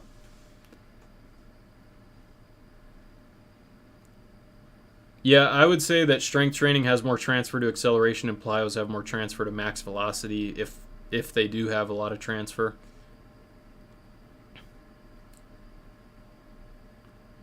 I mean, that's possible to go from 11.4 to 10.99. I wouldn't. I mean, people win the lottery, don't they? That seems pretty impossible to me. So, sure. That's pretty crazy, though, to go from 7.1 at 24 to 6.8 at 36. Do you know anything about his training, Kyle? Like, what does he do for his training?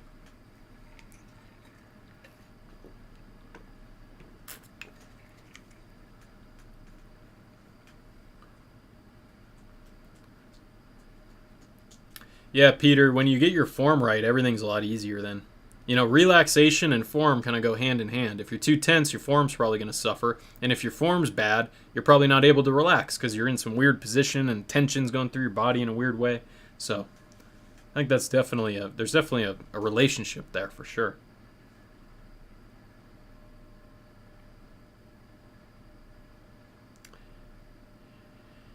As far as a balance in the mass between upper and lower body, I would say yeah, because you know, why hasn't Harry Akins run sub 10? I don't think he's ever run sub 10, has he? He's probably got too much mass, realistically. So I feel like my back is too big. So that's one reason why I want to do more belt squats, because I feel like, not that I have a huge back, but like relative to my body weight, I have a lot of back muscle, which is why I can deadlift okay. And so do I want to do exercises that are going to develop those muscles when maybe I don't necessarily need giant lats to run fast, you know? So it's definitely something to think about.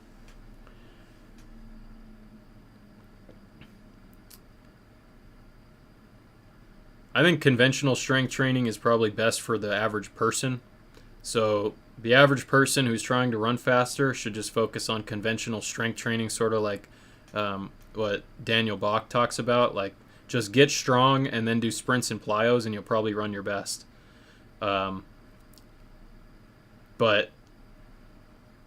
at the same time, I've benefited from doing things like reactive strength training in shorter ranges of motion. So you have to look at your training history. If you've never done general strength training, then yes, you need to do general strength training, and that's what's going to help you the most probably, because if you're not strong, you can't take advantage of those like fancy other exercises. But if you've been doing general strength training for a long time, you've been squatting your head off, and you start to see that your times are not improving regardless of how much weight you put on the bar, that's a sign that you might need to do something a little bit more experimental, a little bit off the beaten path, like moving lighter weights fast. Ralph Ullman claims that the hardest thing for the body to do is to move a light load fast, which is pretty true, but you have to find what makes sense for you based on your training history. If you can't squat 225 and you weigh 180 pounds, probably need to get stronger, you know what I mean? But if you could squat 405, is squatting 500 going to be the difference maker for you? Or is squatting 315 or 225 way faster going to be the difference maker for you? I'm not saying that any of those are going to make you run faster, but that's the type of thinking that I think you have to have as you're going through this process. I tend to do drop jumps because I'm focusing on short ground contact times. I'm trying to get really brief contact times because I'm pretty good at medium contact time exercises. I could do a 60-inch box jump, but how long does it take for me on the ground to produce that result? I would rather get up onto a 36-inch box with a very, very brief contact time. I think that's going to be more relevant for me at this point in my development to run faster,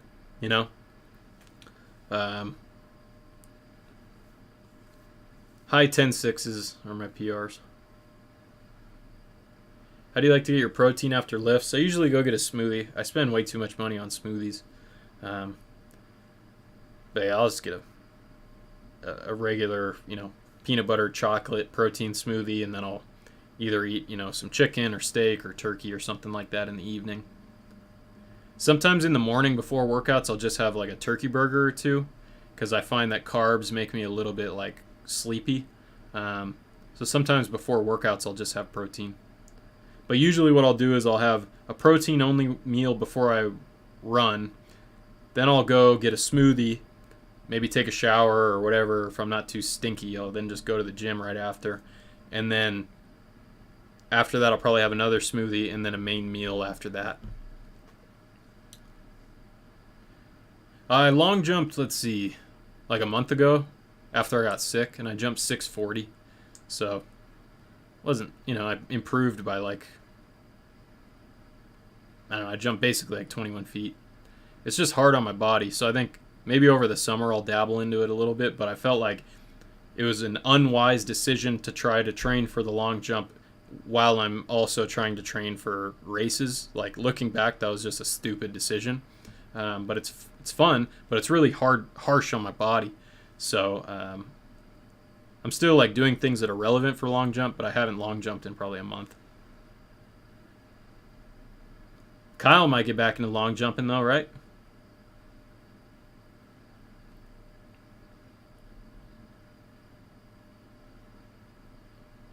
You think hills are good for top speed? No, but they're good for acceleration development.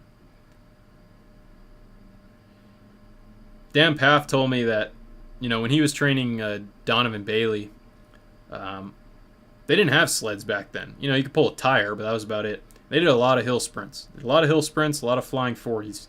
And it worked for him.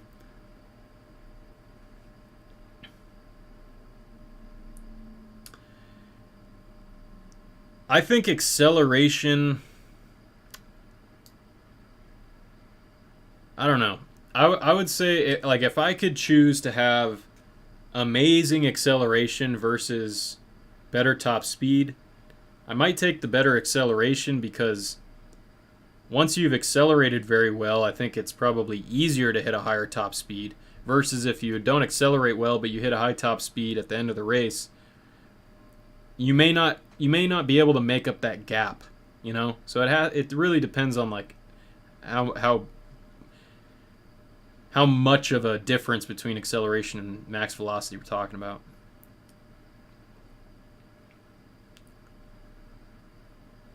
Can you elaborate, Jonathan, what you mean by, like, talking using resistance bands just for like, you know, hip flexion or little movements, or are you talking about like hooking them up for squats, or, you know, what do you mean? 4 to 6 sprints of 40 to 60 meters before my team training for soccer to get faster. I'd probably drop it down to like 25 meters. Anywhere from 4 to 8 sprints, but I would start with, you know, less and then build up over time. Hang on, I'll get some notifications coming through.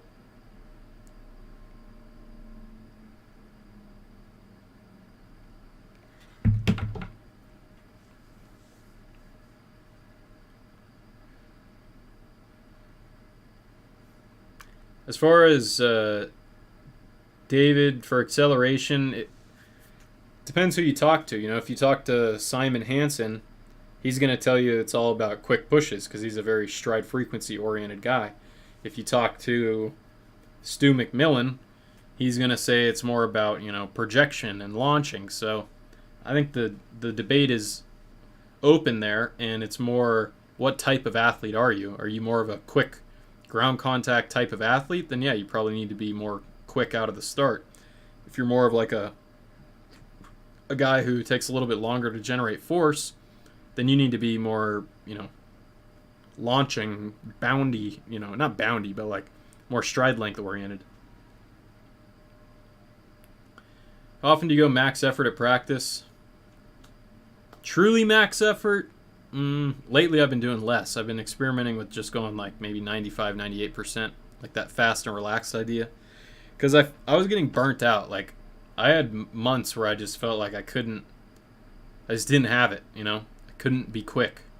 Felt slow, and I felt like I was going too hard all the time, trying to go 100% every day at practice. Not that I was practicing every day, but every time I went to practice, I was trying to run as fast as possible. Now I try to run as fast as possible while staying relaxed and having good technique, and I think that's a better way to develop the skills for sprinting.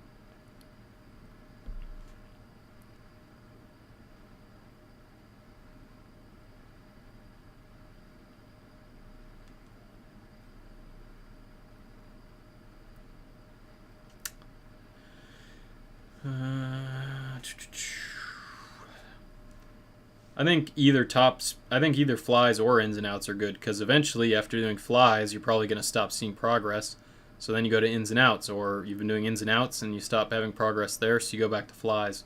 It's more of a, you do both, but you just do them at different times depending on what has become stale with your body. Alright, we've hit the 2-hour mark, so I'm going to wrap it up here. How important is working on core, and how often should you do it? I mean, it's pretty important, but I don't know how much like doing sit-ups is going to make you faster, you know what I mean? So I would just incorporate it into your workouts, try to challenge yourself, and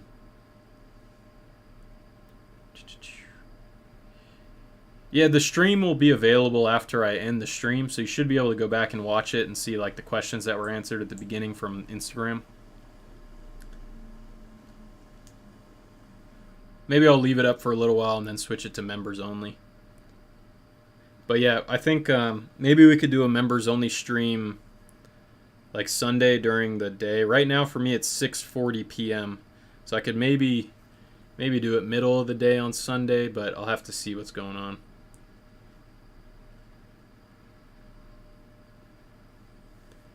Hey, you guys should go follow ATHLETE.X on Instagram and YouTube. Samar, great dude, doing some cool stuff for the track world, so thanks for being here, man.